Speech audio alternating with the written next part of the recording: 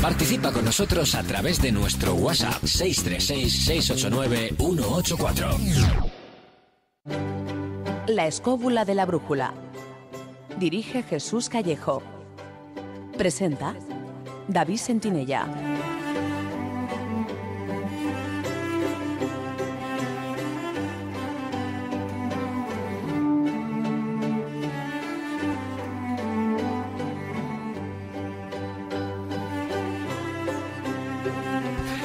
Hola amigos, ¿qué tal estáis? Desde los estudios de Radio 4G FM en Madrid, sed bienvenidos a una nueva edición de La Escóbula de la Brújula.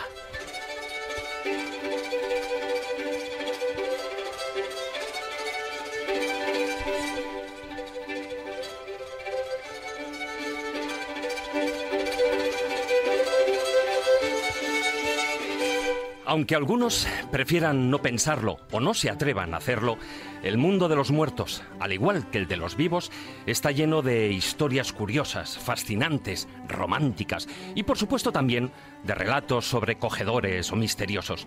Bastante lógico, se mire por donde se mire. A fin y al cabo, la muerte forma parte de la vida, al menos en uno de sus extremos. Así que, dejando a un lado la superstición y el miedo, esta noche hablaremos de tumbas inquietantes, de interesantes historias y anécdotas que se ocultan en cementerios, de requisitos inconfesables, bueno, o solo tras la muerte, de epitafios graciosos o amenazadores, y hasta del negocio que supone la muerte, algo muy propio del ser humano. Y para ilustrarnos, qué mejor guía e invitada para la ocasión que Marta San Mamet, como ya sabéis, una experta en la materia.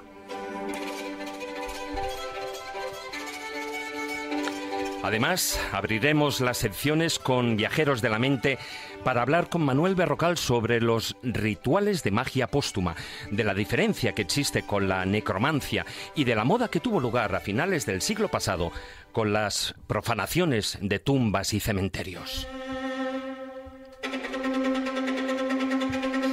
En el taller del pintor, Marcos Carrasco abarcará un tema ciertamente morboso y polémico: la utilización de cenizas de difuntos como materia prima para la creación de objetos de todo tipo, entre los que, por supuesto, también cabe mencionar la creación de obras pictóricas y escultóricas. Con el Zorrón del Caminante haremos una ruta hacia algunos cementerios casi abandonados, como el del despoblado de Villalba, en la localidad abulense de Cebreros. También entraremos en nuestra biblioteca de Alejandría para hablar con Luis Navas, autor de Los Espigados Negros, un ensayo de investigación que recoge todos los casos que se conocen hasta la fecha sobre el desconcertante fenómeno de las apariciones sin rostro. Y como no, para tratar de quitar hierro al asunto y que durmáis tranquilos, terminaremos la presente edición con las enseñanzas y moralejas de los cuentos de Callejo.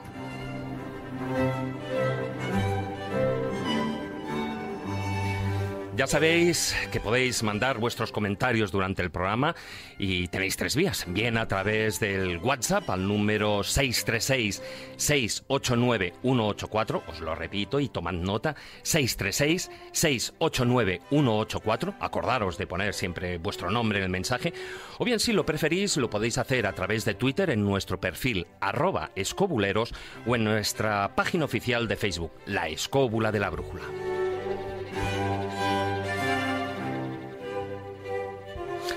Dicho lo cual, y con la ayuda de Víctor San Román, que como de costumbre nos acompaña a los mandos de la parte técnica, ponemos rápidamente en marcha nuestra escóbula, dispuestos a volar de tumba en tumba.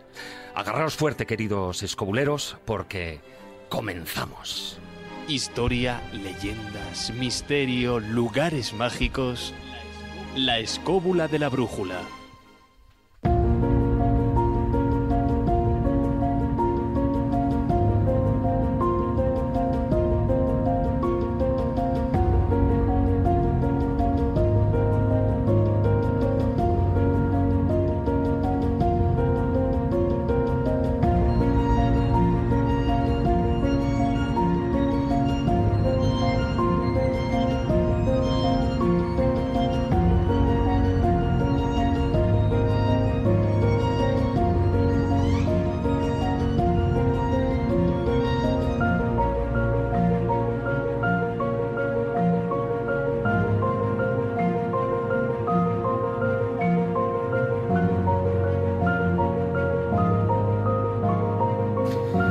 Muy buenas noches, don Jesús Callejo. ¿Qué tal, David? Muy buenas noches. Buenas, y hoy casi santas, ¿eh? Qué lápida te veo ahí.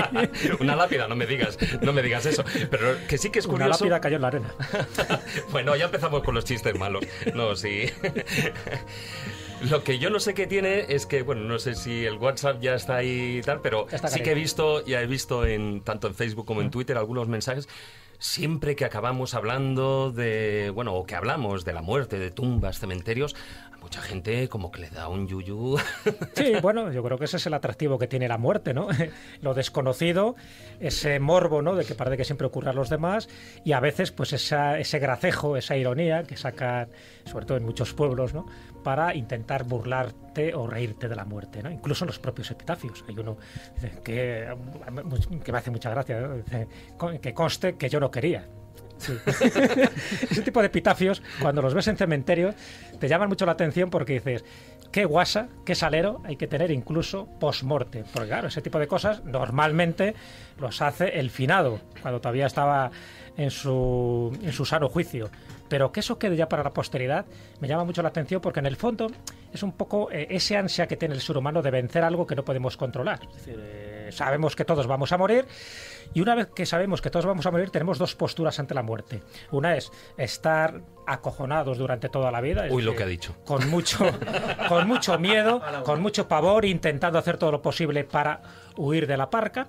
Y otros, cuando ya lo tienen asumido, dicen, bueno, pues venga, vamos a vivir lo que nos toque de vida, disfrutando del momento, y cuando llegue, que me pille la muerte vivo, ¿no? Que es una de las frases también que me encanta. Es decir, que te pille con la conciencia de que has vivido plenamente. Y esos dos conceptos, fíjate, marcan el carácter de muchas personas.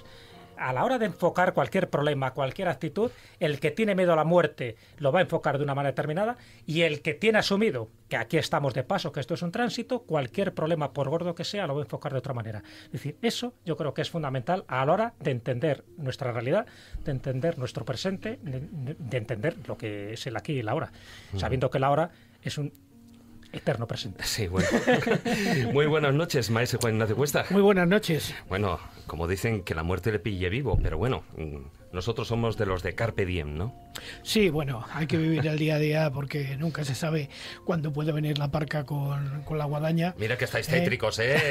¿Qué ganas tenéis de que venga?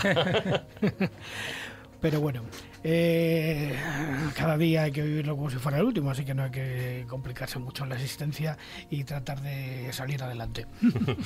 Muy buenas noches, don Carlos Canales. Buenas noches. Tú sabes el lema ese, ¿no? Que más vale morir que perder la vida. Pues básicamente consiste en eso. Y me está acordando cuando ha dicho Jesús el comentario sobre los epitafios. Si está usted leyendo esto, es porque pensé que era inmortal. Me equivoqué. Sí, ¿no? o como dicen otros, ¿no? Si lo está leyendo es porque usted está a un lado y yo al otro. También. O como me ves, yo te vi. En fin, los clásicos epitafios. Eso es muy bonito. Eso es buenísimo. Además lleno de calaveras, por ejemplo, ¿no? El osario de Bamba. El osario de Bamba, ¿no? No veas que no es precioso. Bueno, muy buenas noches. Hoy también nos acompaña Manuel Berrocal. ¿Qué tal, caballero? Muy buenas noches. Bueno, la vida, bueno, la muerte, igual que la vida, hay que tomársela con muchísimo humor, eso está claro. Bueno, es que nosotros tenemos un punto negativo. Nosotros es que... Bueno, a mí no me incluyas, ¿eh? En eso. En todas las tradiciones, realmente, después de la vida, eso que decíamos, era cuando empezaba la verdadera vida. En esa muerte que nosotros nos empeñamos. Todas las tradiciones decían una cosa, y era el hecho de que tú nacías, la fecha de nacimiento no era importante, porque la que era importante era la fecha que pasabas a la verdadera vida, la fecha de la muerte. Pues fíjate que yo que pensaba que la verdadera vida empezaba cuando uno se jubilaba. Cuidado, que para algunos... Sinceramente, ahora ya... Juan Ignacio no está muy de acuerdo. Las habla de jubilación y se le ha cambiado el rostro. Bueno, mira, los santos, los famosos santos, el Dies Natalis, que tiene gracia, es cuando le martirizan. Claro. A partir de ahí nacen a la nueva vida. Y es cuando se celebra su onomástica. Sí, no digas que no tiene su contradicción. Sí, tiene toda... Hombre, también depende cómo te martirizaran. Había algunas que es una putada, ¿eh? Normalmente en el término martirio solía ir añadido putada. ¿Usted qué prefiere? ¿Que le hacen una parrilla o qué? Bueno, esperar, porque la cara de martirio verdadera la estoy viendo en Marta porque tiene ganas de hablar y no la estamos dejando. Claro, hasta que no sea presentada. Muy buenas noches, Marta San Mamés. Buenas noches, sí que estamos amiga. Tétricos, ¿no? Pero no, parece, mira, tenemos queso, choricito, trenza de almudévar, una sidra estupenda, un Está vinito. para morirse esto. Vamos, si nos morimos es de gusto, ¿no? Como nosotros decimos, o sea, y además hacemos su programa de radio. Exactamente. No, venga, lo vamos a pasar bien porque tenemos pinta de estar muy vivos. Como ya decían en todas las redes, un programa de muerte. De muerte, ¿no? de muerte. Sí, en nuestra línea. A saber Bueno. dónde llegaremos.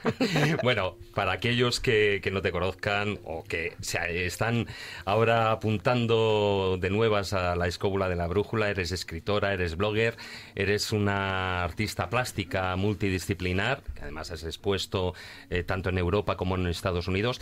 Has publicado varios libros, entre otros, bueno, publicaste, curiosamente, Aquí yace o no, bajo el sello de Oberón, efectivamente, de las tumbas.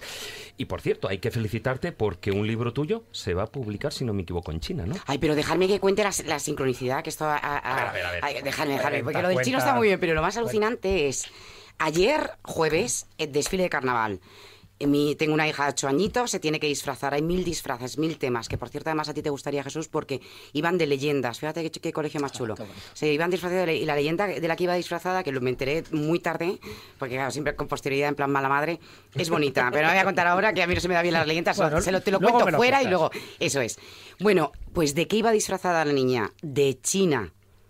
Y ese mismo día, a 2 horas antes de salir al carnaval, me llaman para decirme que se traduce Cipariso al chino. Bueno, sincronicidad. Bueno. No me digáis que no. ¿Estarás contenta? Hombre, no, feliz, pero más por la sincronicidad, ¿eh? Sí, te lo digo en serio, me sorprendió China. más ese hecho mágico. Y luego otro hecho mágico. La mamá de Jesús y mi padre, maravilloso, cumplen años hoy. Así que se merecen ¿Qué te parece? que le dediquemos el programa. Acabo porque de venir eso es otra maravillosa. pueblo, o sea que hoy he tenido también un día de estos animadillos sincrónicos. Porque sin ellos tú y yo... Sí, exactamente. Sin ellos, pues nada. No estaríamos ahora hablando va por ellos de nuestros programa. Temas favoritos. Ahí estamos. Bueno, hay Marta, tantas sincronicidades. Sí, bueno, maravilloso. Por cierto, y tengo el más libro lo traduces sincronicidades. tú, ¿no? Sí. Ya mismo, no me ha salido, no me ha salido en chino. Sí. Ya sí. No, ni idea. ¿Cómo se dirá? Cipaliso. Cipaliso, ¿no? Cipaliso. Bueno, con que me como no hay compren ninguna R... Oye, que como me decía Jesús, dice Marta, ya vas a poder vivir del cuento chino, más quisiera yo. Sí, ¿no? Más quisiera, eso es el sueño de cualquiera, Pero vivir mira, del cuento chino. Lo que tienes que tener en cuenta es que no te van a cambiar el nombre, porque como no hay ninguna R... No, qué bueno, Marcos, por favor, publicaremos que hizo un chiste divertidísimo. ¿Verdad? No todo el mundo tiene sus cuentos traducidos al chino. Sí, oye, me tengo que enterar yo de eso, pero ¿qué pasa? Es una cosa tan alucinante. Pues ya me enteraré yo. Bueno, hombre, básicamente son 1.200 millones. Por ahí me empieza. gusta, échame cálculos, ¿Cómo? Carlos, échame cálculos. Porque compraron un céntimo. Un 10%. Está bien, A mí me chicos. hace ilusión, Se llama extensión del mercado. Es muy bien, El último libro que publiqué. Nos vamos a China a hacer una escóbula. Vamos allí, y además es lo que te iba a comentar, y como me han dicho que el de la España fabulosa lo están traduciendo, imaginaos a qué idioma. ¿A qué? O sea, no os podéis imaginar, ya está prácticamente al traducido. castellano, sorpréndenos. La España fabulosa. Al catalán. Al griego. Buah. Maravilloso. Yo tengo Cipariso en griego también. 13 Es que los millones. griegos... Que no, 1.200 Carlos. de ganar. Pero que no. lo digo en Que venta, está no, pasando... no me digas que que no es Jesús, bonito. que yo estoy contigo, que es una maravilla tener un libro traducido al griego. Una Decirte, traductora Jesús, griego clásico hombre, moderno. Con una editorial... Clásico moderno. Pues Clásico enhorabuena. moderno. El griego homérico, ¿no? Ah, claro. Griego Es homérico. que el moderno... Pero Grecia en hace cultura ilusión. va para arriba, ¿eh? Que esa yo gente creo no que se sí, Marta, para. ¿te han dicho ese al cantonés? No, que es el original, el mandarín. El mandarín, joder. ¿Eso qué significa? 1.100 ¿Es bueno, millones. Carlos? No, que yo le pregunto ya todo a Carlos, ¿sabes? Son 100 millones. De los 100 millones, quítale 5. O sea, que tiene que ser a cantonés. No, el mandarín. Ah, el mandarín es el bueno Sí, es el y bueno. el cantonés el chungo. No, el cantonés no Pues es chungo. no, Por cierto, pues, solo son 300 millones. Celebremos la vida. Bueno, no nos perdamos en lenguajes. Bueno, pero también se mueren los chinos. Vámonos con las que son- tumbas. tienen Los chinos se mueren. Bueno, ¿sabéis que no cuando mueren? entras en el cementerio de Almudena, lo primero que hay a la derecha es la tumba de un chino? Es que tenemos tumbas chinas. Claro, es la primera que hay, por eso. Que la Si gente no se sigue mueren, no sé, pensando pero que te lo primero es un ponen chino. en el rollito primavera y no es verdad, que tenemos tumbas chinas aquí y cada vez hay más chinos. La verdad es que me estáis sorprendiendo, ¿eh? Le habéis dado un giro a la conversación No, que venga, de repente digo, retoma. hay que retomar el tema y de Retoma, repente retoma. Por razones que de repente aparece el término David, tumbas por chinas y digo, razones ya obvias, está. las tumbas chinas son las más numerosas del mundo. Sí. Y ya está. Hombre, normal. Ahora, los chinos no tienen nichos, ¿sabíais eso?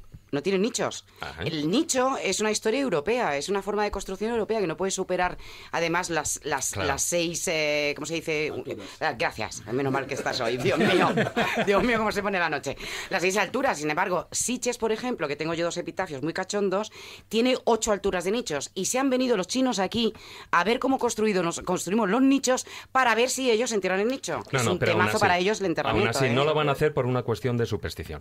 Pero bueno, sí, ciertamente. Que también eso da mucho de sí, y por supuesto para otro programa. Pero bueno, además tú conoces muy bien todo el tema de los cementerios, ya no solo por el libro, evidentemente, sino porque has sido pionera en España sobre un tipo de turismo del que algunos, bueno, pues se acongojarían antes de pensarlo, o cuanto menos lo catalogan de turismo oscuro, ¿no? El turismo de cementerios. Sí, pero a mí no me gusta nada lo de turismo dark y, por ejemplo, necroturismo. Tampoco he sido tan pionera, ¿eh? O sea, había gente que lo estaba haciendo. Lo de turismo dark es genial. Eso ya sabía que te iba a encantar. Eso no lo he oído pues nunca. No, sí, dark. Pero ¿sabes qué ocurre? Mira, a mí solamente me gusta... Dark.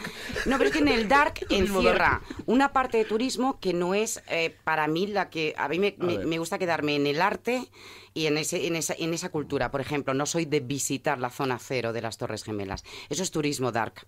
O, ¿sabes? O Auschwitz. Claro, eso es lo que se trata. Eso es. O Auschwitz. O una zona donde ha habido unos asesinatos. Sí. O Chernóbil, por ejemplo, que ahora eso es. Muy bien. Chernóbil y el Fukushima y todo ese tipo de cosas. Eso sí que es turismo dark. ¿De qué vas allí a respirar profundamente? A pues yo no sé a lo que va la gente, pero es verdad que mueve muchísimo dinero y no es esa parte de turismo, porque a mí eso no me dice nada.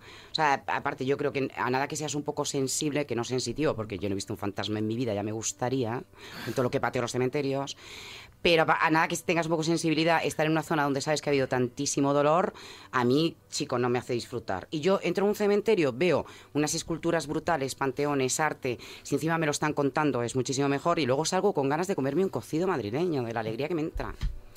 Pero yo voy a otras zonas y me pongo muy tristona. No, tienes razón, Marta, son dos mentalidades. Una cosa es el que va buscando el morbo, la energía negativa, que de alguna forma pues, parece que la alimenta, ¿no? Y van a lugares donde ha ocurrido Es que estoy intentando captar la relación con el cocido madrileño, pero lo pillaré. Es que hay unos sitios de cocido madrileño aquí maravillosos, y cuando, claro, te dan ganas de vivir, de comer, el que come escapa. Eso dicen en Zaragoza, ¿no? El que come escapa. Está siempre muy relacionado. Está todo muy relacionado. Una cosa con otra. Y lo otro es, ¿verdad?, el turismo de cementerios, por ejemplo, cuando vas a Perrachés, incluso aquí en la Sacramental de San Isidro. Es decir, son rutas turísticas, culturales, artísticas, en el sentido de que sabes la gente que está enterrada allí, claro, y cada uno tiene su pequeña biografía, ¿no? Que solo aparezca el año de su muerte y de su nacimiento. Es decir, es otro tipo de cosas. Y también porque el tipo de energía que hay en los cementerios es diferente. ¿A que sí? Porque la gente ya va allí muerta, es decir, no muere en ese lugar. ¿Tú recuerdas que es lo que te pasó en La Rosa de los Vientos? Sí, me con la acuerdo cuando digo psicofonía. ¿Qué pasó? Contarlo, yo no lo sé. La famosa psicofonía. Jesús iba a decir, le pregunta a Juan Antonio Cebrián, bueno, en los cementerios se graban psicofonías, y entonces iba a decir Jesús, no porque los muertos están en paz, y se coló una psicofonía adelante, unos no están en paz, que decían no están en paz, pero según, bueno, milísimas sí, justo en ese momento una voz que no era nadie de los que las pocas allí. Psicofonías probadas como reales, porque había interés en 10, 12, 20, 30, pero probadas yo creo que salieron 2 o 3 y todas eran de Jesús, por cierto. Así que tenía un don ahí. Bueno, porque me llevo bien con ellos. Realmente alguna de las cosas que se dicen es que quieres entrar en contacto con un espíritu, al último sitio que vayas es al cementerio, claro, porque allí ya no queda ninguno. Hombre, es que para... O sea, con lo cual empezamos bien ese mito, ¿no? O sea, no, es que para entrar en contacto los cementerios hay que grabar no sé qué y tal. Ni psicofonía ni nada. Ni psicofonía ni nada. Lugares. Yo lo único que puedo decir es que la única psicofonía que grabé y que luego cuando la limpiamos y demás y tal y eso, al final... Una psicofonía de esas maravillosas que estábamos completamente convencidos, que decía eso de estoy aquí, y íbamos a todos los sitios con la psicofonía, iba a decir una burrada, pero bueno, aunque sea de noche, pero por si acaso. Y directamente, claro, cuando conseguimos hacer una buena limpieza de aquella psicofonía, lo que nos encontramos aquí, Radio NAC. Radio NAC. O sea, habíamos pillado una onda perdida de Radio Nacional. Claro, todos felices con la psicofonía. Porque además cubría todo. O sea, era cantarina, no sé qué, todas esas cosas típicas que se dice, claro, de la psicofonía de la vida. Eso sí, la habíamos cogido en un cementerio. Eran otras épocas, claro, la mentalidad las cintas seria era en otro sitio. Pero un completo O sea, que por eso digo que el que quiera irse a un cementerio a coger psicofonías, que se vaya. Pero que lo que tiene claro es una cosa, lo único que puede conseguir es lo que se está consiguiendo. Ahora mismo se ha puesto de moda el ir a edificios y demás que están todos en ruina. Bueno, ya llevamos 5 accidentes, en los cuales uno se ha matado. Es una manera de rellenar de fantasma las casas. A ver, no lo digas a David, a mí. Es un tipo de turismo de aventura. Sí. Porque la última vez que acompañé a David a una de estas cosas raras que hacía mucho que no íbamos, todo el mundo acabó metiendo las patas en agujeros, en trampas. Mira, aquello lo que era peligroso porque el edificio se queda trotos. Claro, hubo una lista de tullidos tremenda. Sí, bueno. Estuve cojeando durante 8 meses.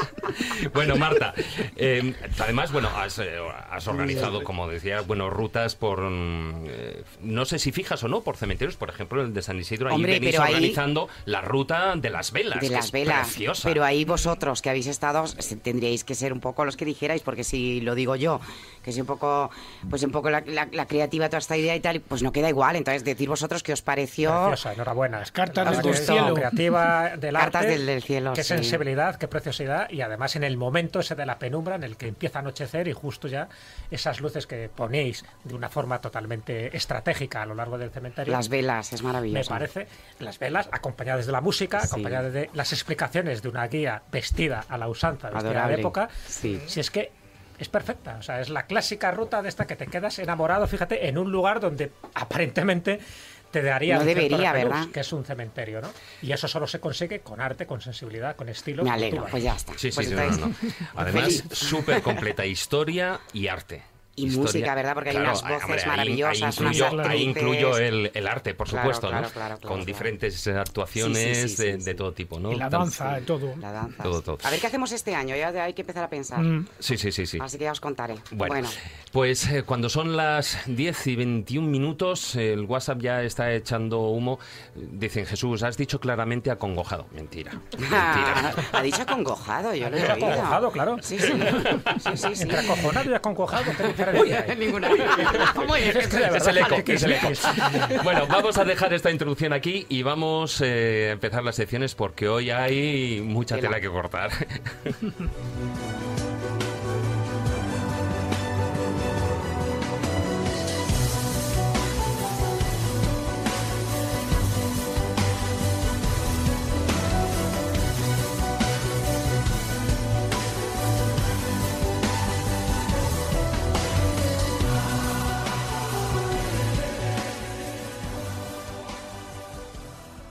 Si quieres viajar a lugares con historia y sumergirte en los grandes misterios de nuestro mundo, La Escóbula de la Brújula, en Radio 4G.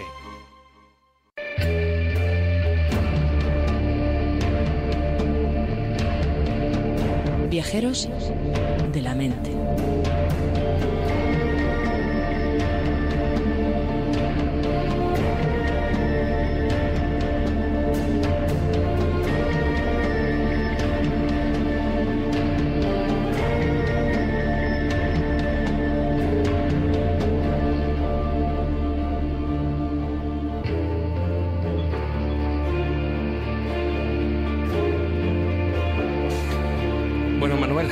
Empezamos la sección y yo creo que, como es debido, cabe hacer una aclaración, una diferenciación entre lo que podría ser necromancia o nigromancia y lo que es verdaderamente una magia póstuma, que son términos diferentes. Sí, en eso, bueno, como siempre, la Real Academia de la Lengua va por libre.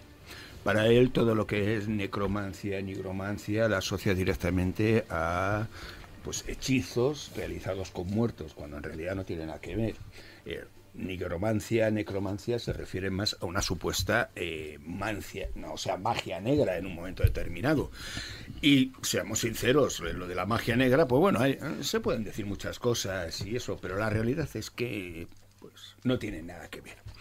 El realizar supuesta magia con entidades espirituales o con personas fallecidas, eso más bien sería magia póstuma.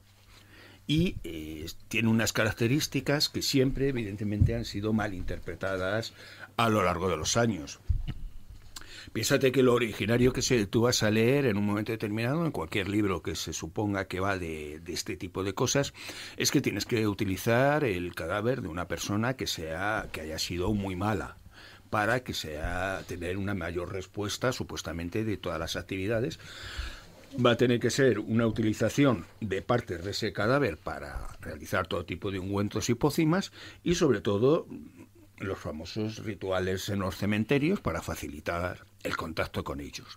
Como veréis, ya lo primero hemos dicho eso de que en el cementerio, aparte de estatuas maravillosas, difícilmente vas a encontrar más nada. La propia tradición, como quien dice, mágica, establece claramente que aquella persona que muere, que si queda en este plano, quedará de alguna manera retenido en aquellos sitios que anclado, para él... Sí, anclado en su casa o etcétera. Sitios etcétera. Que él conoce.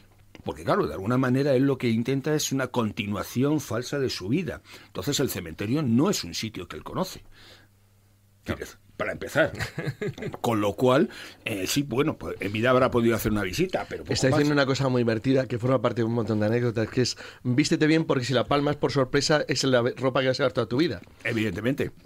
Y entonces, pues bueno, realmente estamos hablando de eso y el tema está que si seguimos considerando todo este proceso de supuestamente la muerte, la liberación espiritual y demás, realmente estamos hablando de que ese espíritu que se liberaría tendrá una característica. Hasta que no pase realmente al otro lado, no va a tener una diferenciación de lo que estaba haciendo aquí. Es decir, digámoslo claro, si en este mundo era un cenutrio, seguirá siendo un cenutrio hasta que pase al otro lado. Hay que ser sincero. Las palabras hay que decirlas claras. Entonces, y de existir el otro lado, continuará siéndolo. De primeros continuará siendo un cenutrio hasta que, bueno, se espabile un poco si ese sistema existe como cuentan, ¿no? Pero lo que sí está claro es que, claro, si tú realizas un ritual en el que no controlas al espíritu que estás llamando, te puede venir el cenutrio. Entonces, ¿qué le vas a preguntar? O sea, pues lo típico. ¿Cómo te llamas? Claro. ¿Cómo estás ahí? ¿Qué has ¿Cuántos hecho? años tienes? ¿Qué vas a preguntar? ¿Cuál es su opinión sobre la física ¿Estudias cuántica? o trabajas? Empezar por algo básico. Ese es el gran problema que existe. Conclusión. Claro, cuando tú realizas un supuesto ritual de esto, pues lo que primero vas a tener es una verdadera situación extraña. Vamos a ver. Las primeras referencias que tenemos en relación a supuestos rituales con muertos proceden de Grecia, de finales de Grecia, de la época griega.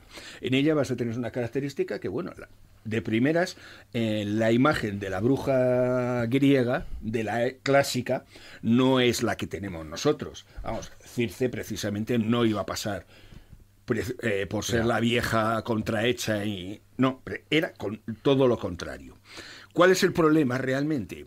Con el tiempo, esa figura de la bruja se va estropeando, sobre todo en el mundo romano. Yo sé que me voy a meter contra el mundo romano y aquí por alguno a lo mejor empezamos bien, pero yo lo siento, a mí los romanos crucifixión, como ¿no? que no. Sí, ¿no? Que elija martirio. Vamos a ver. En un momento determinado, la figura de la bruja en Roma, sobre todo a partir del siglo II, se empieza a estropear mucho, por una razón muy concreta. Empezamos a hablar de una época en que hay un nivel muy alto de mujeres de una cierta edad que están en la absoluta miseria. Abandonadas. El derecho romano no protege precisamente a la mujer, hay que ser sincero, hay que decir las cosas como son. La mujer no tiene valor ninguno, siempre que no esté debajo de la patria potestad, ya sea del padre, ya sea del marido, ya sea del hijo mayor, porque ellas no tenían derechos ninguno. Vamos, tenían más derechos los perros y los caballos que ella. Pero bueno, eso es una situación particular. ¿Qué ocurre? Que en un momento determinado, claro, todas estas señoras mayores, que con el tiempo lo que se encuentran es tiradas directamente por la sociedad, entran en un juego en contra del derecho romano, de ir en contra del imperio. Y van a hacer todo aquello que el imperio directamente dice que no se debe hacer. ¿Por qué? Porque hay que directamente conseguir llevarle la contraria. Vamos a tener una circunstancia concreta.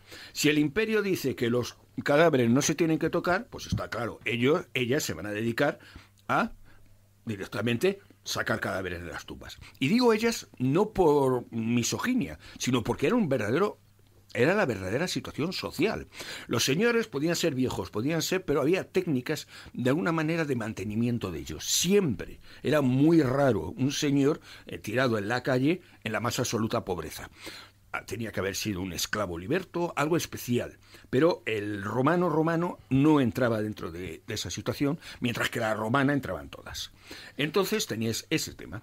Si en un momento determinado había que hacer rituales con muertos, se llevaba la contraria. Que incluso tengamos referencia de cómo Ovidio dice que todo aquello era única y exclusivamente, hablo de la época griega, que la utilización de cadáveres era para tomar el pelo a la gente, más o menos lo viene a decir así, es algo que cuando llega el Imperio Romano ya no tiene ese sentido. ¿Por qué? Porque lo que se intenta es crear esa figura, encima maligna, que viene muy bien para echarle la causa y la culpa de todo. Y así tenemos que el gran problema empieza a surgir a partir de un señor llamado Luciano,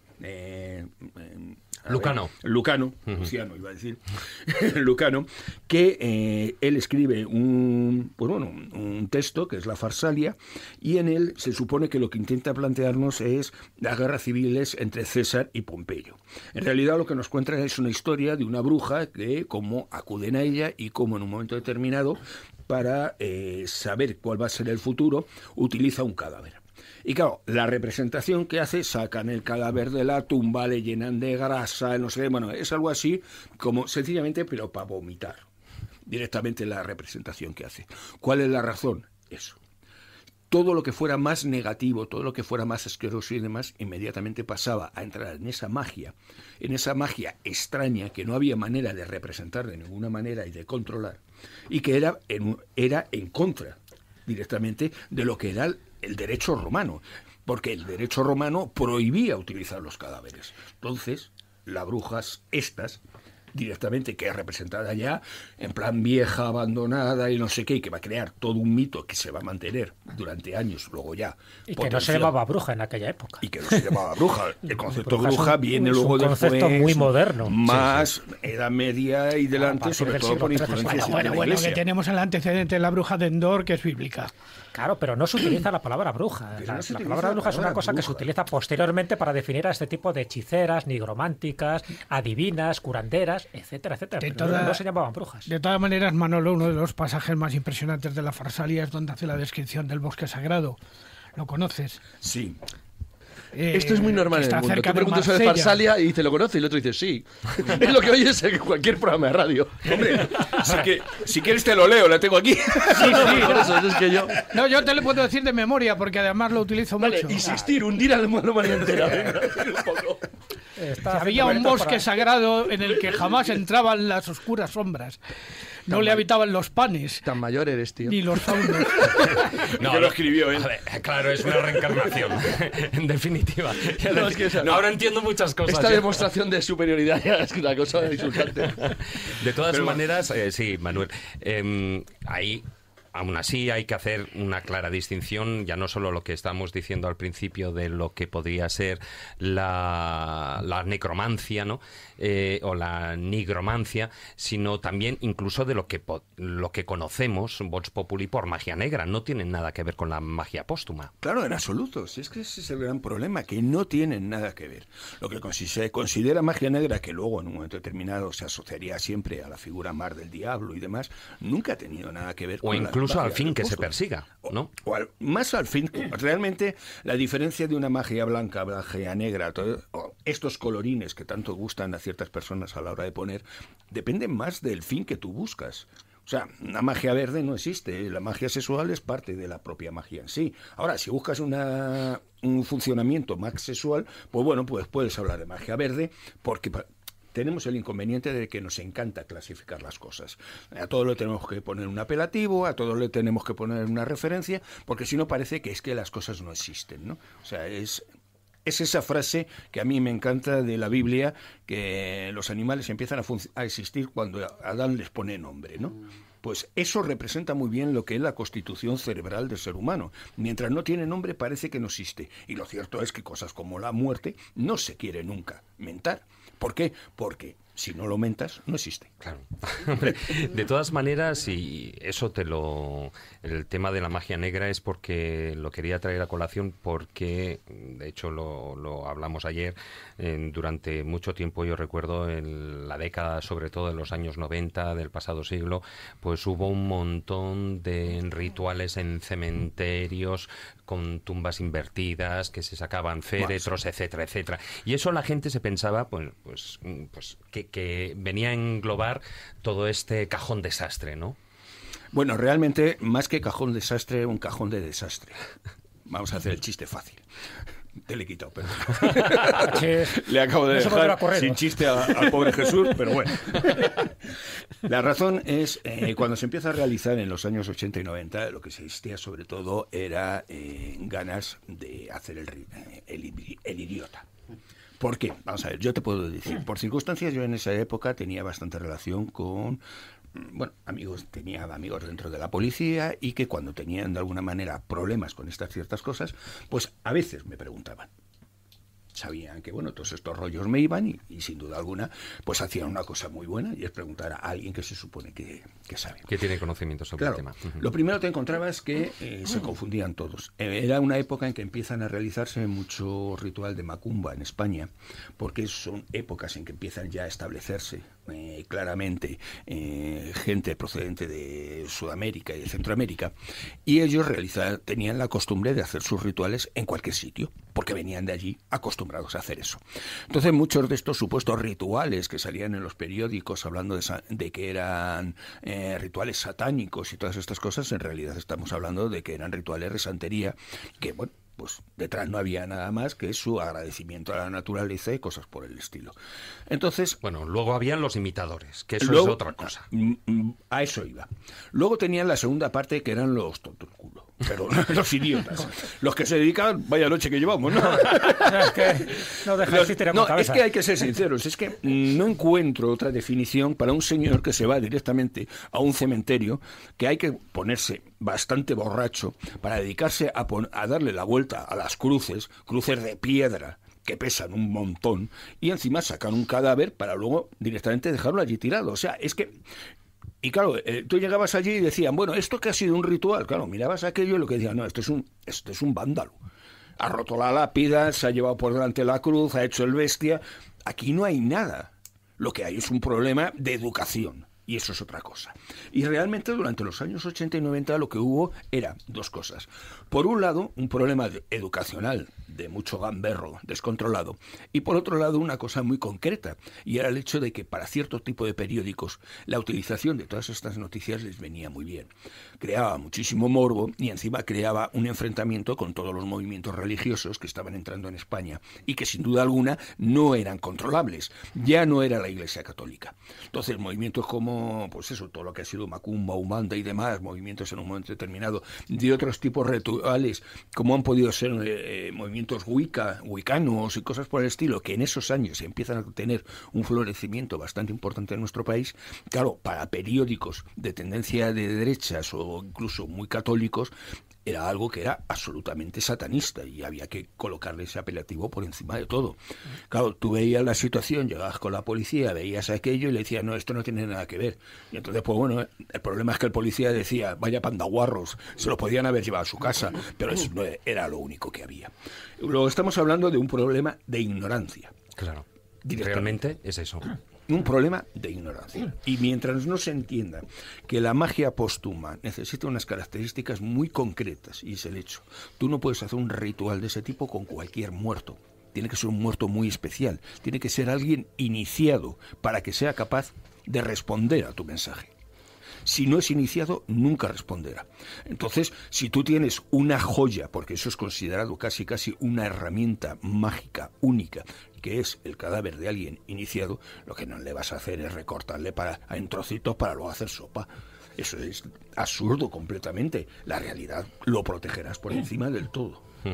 El resto de actuación, ignorancia. Bueno, yo me imagino, y afortunadamente eso fue un periodo, una época por el desconocimiento. Afortunadamente, y porque también lo estaban penados en aquella época, pero bueno, afortunadamente han dejado de hacerse. No sé si porque la policía se ha puesto más dura. No, son modas. Yo creo que eso son modas. Yo creo que son modas, es aburrimiento. O sea, cuando a veces que no hacen más que tonterías, pues... Claro, cuando te salen dos noticias diciendo una tontería, pues te llega otro tonto. Además, sobre todo, has dicho una cosa muy importante, es que este tipo de cosas que ocurren en todo el mundo cada cierto tiempo, son periódicas, tienen algo muy significativo, y es que cuando una persona hace algo transgresor, raro y extraño, le hace feliz.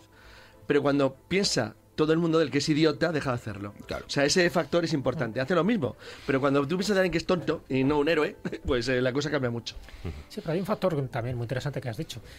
Cuando una noticia de esta sale, imagínate, se ha profanado un cementerio de determinada población gallega, y salen imágenes, en fin, con cruces invertidas y con el 666 típico de los clásicos gamberros, vándalos, ignorantes, descerebrados. Sí.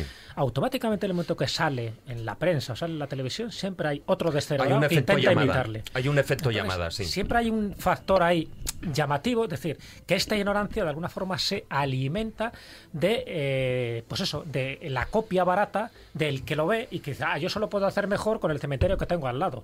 Y con el mismo patrón, con la misma conducta, con el mismo descerebrado, pues vuelven a cometer esa profanación donde no saben si eso es satanismo o si es gamberrismo. Es decir, su límite, claro, por su grado de alcoholemia que tienen en ese momento, les impide concebir lo que están haciendo. Eso para mí es peligroso. Yo creo que hay determinadas noticias que deben tener un ámbito mucho más local, es decir, dentro de lo que es la libertad de prensa, porque lo único que hacen es fomentar que otras personas lo hagan. Esto se ve, por ejemplo, con los famosos vídeos de la gente que ahora, cuando están conduciendo a 200 kilómetros por hora, sacan cómo va, sí, ¿no? Las revoluciones y lo imbéciles que son y tal. Automáticamente va a haber 3 o 4 que van a decir, pues si este va a 200, yo lo voy a hacer a 250. Eso es curioso, ¿no? El efecto llamada que tienen muchas de estas noticias, que evidentemente no se pueden tampoco censurar, pero que en algunos casos yo creo que sí había que limitar su ámbito de actuación, porque estás dando Pablo a alguien que lo que busca precisamente es eso, publicidad. Que su gamberrada tenga publicidad. Entonces, ¿Querías apuntar algo más, Marta? Un pequeñísimo apunte. Según lo último que está ocurriendo en los cementerios, que es cierto que, y está acertadísimo Manuel, que son unos imbéciles, impresentables la gente que hace este tipo de cosas, también digo, cada vez, o sea, yo lo que creo es que cuando invierten una cruz, porque es verdad que ahora hay muy poco levantamiento de cadáver y todo esto, pero sí que es verdad que las cruces se invierten, generalmente es para encubrir robos. O sea, lo que sí que hay en los cementerios es robos. Entonces, lo hacen de una forma un poquito ridícula, bueno, es que no saben ni lo que pintan, o sea, pintan la de anarquía, o sea, que una cosa chorrada. Lo mezclan todo, una estrella de David, un no sé qué. Poquitos, puntual, pero lo que quieren hacer es eso, o sea, encubrir pues que se han llevado el hierro, el cobre y las últimas cosas que se estaban llevando. Que es verdad que cada vez también hay que decir que se dejen de tonterías porque los cementerios están muy vigilados últimamente, así que, chavales, iros para otro lado. ¿Querías, para finalizar, apuntar algo más, Manuel? Quería concretar una cosa, y es en relación a lo que decía Jesús, de la realidad del efecto llamada. Yo me acuerdo de hace años, en un momento determinado, pues bueno, en relación con grupos de estos rockeros que empezaban en Madrid y demás, todos iban con sus 666 y todas estas cosas y demás. Y lo típico de eso de preguntarle ya a uno, bueno, ¿y por qué? Porque se pasaban la vida haciendo pintadas y tonterías de este tipo también. Y en un momento determinado de eso de decirle, oye, mira, ¿y por qué ponéis eso? No, porque mola. O sea, no sabían lo que estaban poniendo. Simplemente, total. Bueno, era una cosa que habían visto en televisión o en no sé qué, nada cuánto, o que como veían que unos lo hacían, pues yo voy y lo hago igual. O sea, el problema es que, vamos a ver, cuando hablamos de magia, cuando hablamos de ocultismo, cuando hablamos de ciencia, cuando hablamos todo eso, por desgracia, no está en manos de todo el mundo, porque precisamente hay muchos que no les interesa. Entonces, el liberar toda una serie de conocimientos totalmente, yo estoy en contra de ello. Recordemos que la palabra ocultismo no es nada raro. Ocultismo significaba que se escondía una cosa, lo oculto. En el secreto. La cultura. Sí, se escondía el conocimiento. No se escondían tonterías. Y la alta magia la practican los iniciados. Y no todo el mundo es un iniciado. iniciado. No cualquier... No cualquier minuto es un iniciado. Bueno, dicho. Dejamos la sección aquí.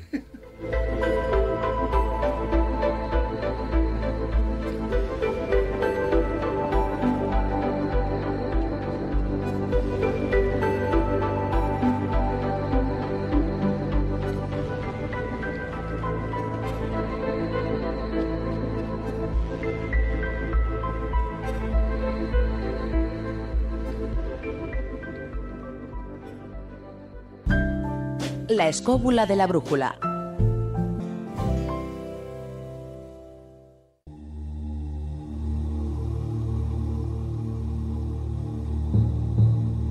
El taller del pintor.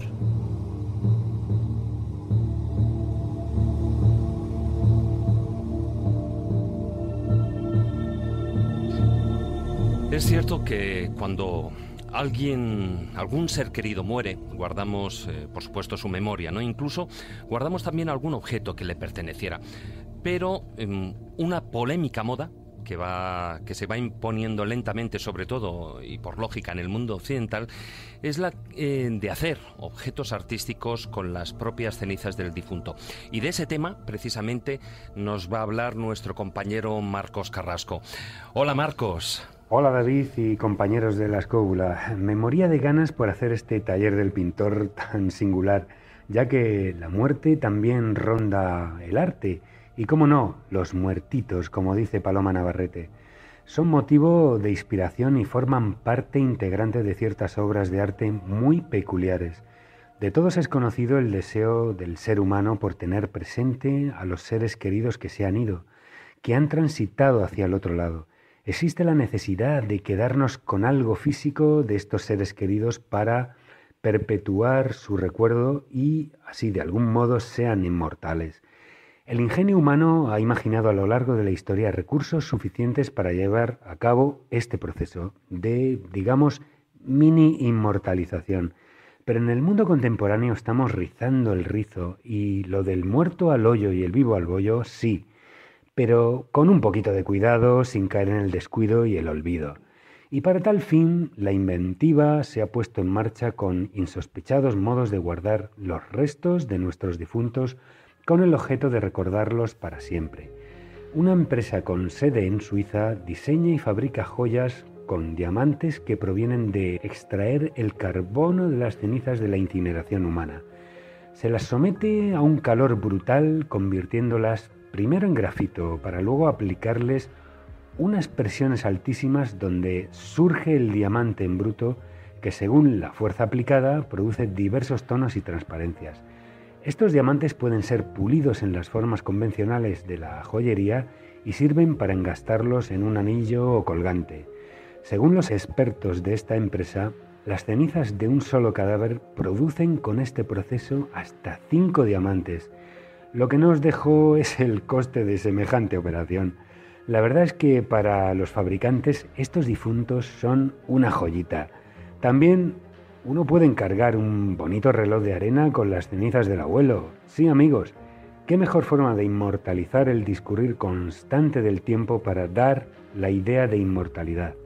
Otra manera de hacer perdurables los restos de tus seres queridos y, en esencial, para los amantes de la música, es lo que está haciendo la empresa Andy Vinily, que puede cumplir los deseos del difunto al integrar sus cenizas en la fabricación de un disco de vinilo, y lo que es más curioso, hacer que este disco suene con un mensaje, una música preferida o ambas a la vez.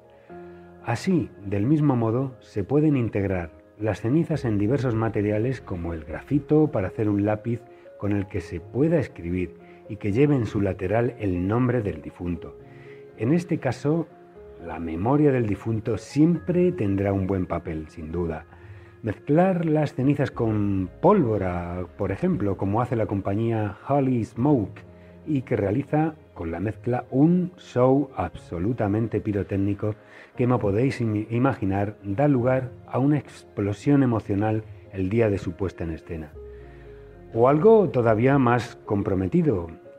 Para los amantes de los tatuajes existe en la actualidad tatuadores que esterilizan las cenizas humanas para integrarlas en la tinta con la que hacen sus trabajos. Indudablemente el recuerdo de su ser querido sí quedará escrito en la memoria, pero a flor de piel. Y como siempre, amigos, tenemos la costumbre de hablar de buena escultura y buena pintura. Para finalizar os citaré un ejemplo de escultura. Ya conocéis que existe un gran número de urnas con bonitos diseños para contener las cenizas. El escultor Oscar de Julián Insausti, un buen día se le ocurrió integrar las cenizas mediante un proceso cerámico a las urnas que fabricaba. Tiene modeladas bellas esculturas para tal fin. Ha creado más de 600 modelos que incluyen figuras humanas, animales y flores. Según manifiesta Insausti, y haciendo honor a la historia del arte funerario, la figura más demandada es el ángel. La urna de las cenizas es en sí mismo una obra de arte que puedes colocar en cualquier parte de tu casa. Y por último, al hablar de pintura, son conocidos muchos ejemplos de pintores que han incluido las cenizas dentro de los pigmentos utilizados en sus creaciones.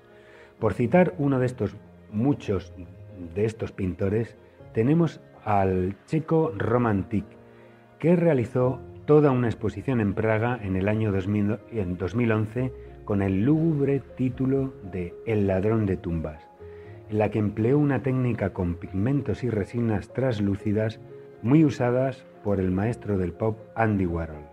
Pero Roman Tic integra cenizas humanas en la composición. Según el artista, fue recogiendo las cenizas desechadas que no cabían en las urnas. La Galería del Arte que lo representa no ha querido especificar cómo consiguió estos restos humanos y no descarta que fueran robados.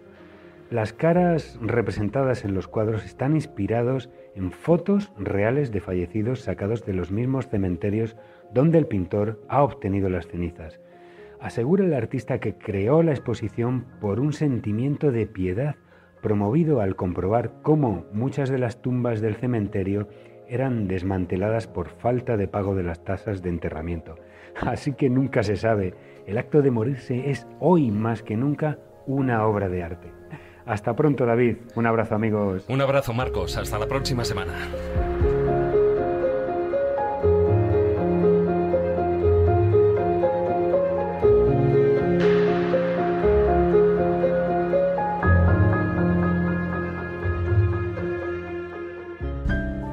La escóbula de la brújula. Dirige Jesús Callejo. Presenta David Sentinella.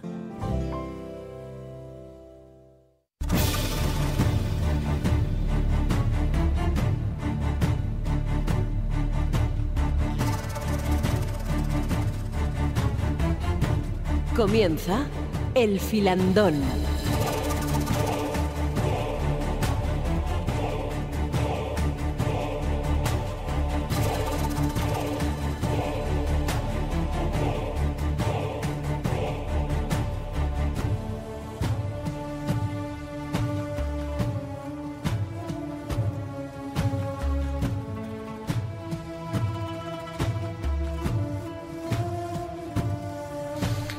Las 11 menos 10 minutillos, 8 minutillos exactamente. Os recuerdo el número del WhatsApp, es el 636-689-184, os lo repito, 636-689-184. Y empezamos el filandón, con Marta aquí presente, y nos vamos a ir, podemos hacer dentro de esa ruta imaginaria. Podemos empezar por el norte, precisamente, pues por ahí en Guipúzcoa, y además una creación curiosa de cementerios, lo que es la iglesia de Pasaya, la iglesia de Pasajes en Guipúzcoa. En Guipúzcoa, exactamente. Y le dedicamos este espacio a Ainara, que nos ayuda mucho, la gran Ainara. Que estará ahí tuiteando. Eso es, bueno.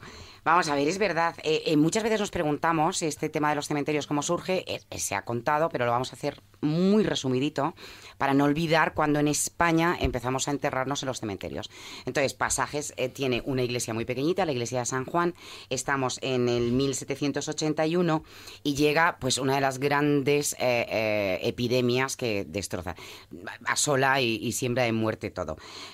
Claro, nosotros decimos que en Pasajes, en nada de tiempo, en cuestión de meses, mueren 83 personas. Claro, si lo piensas, dices 83 no es nada. Pero claro, el pueblo tenía 120. Significa que se llevó, claro, por delante la población. ¿Qué pasa? Pues que como el cristianismo había traído la idea de que teníamos que enterrarnos cerca de Dios y empezamos a dejar de enterrarnos en los caminos, que era lo que realmente estábamos haciendo, pues entonces, claro, la gente se acongoja.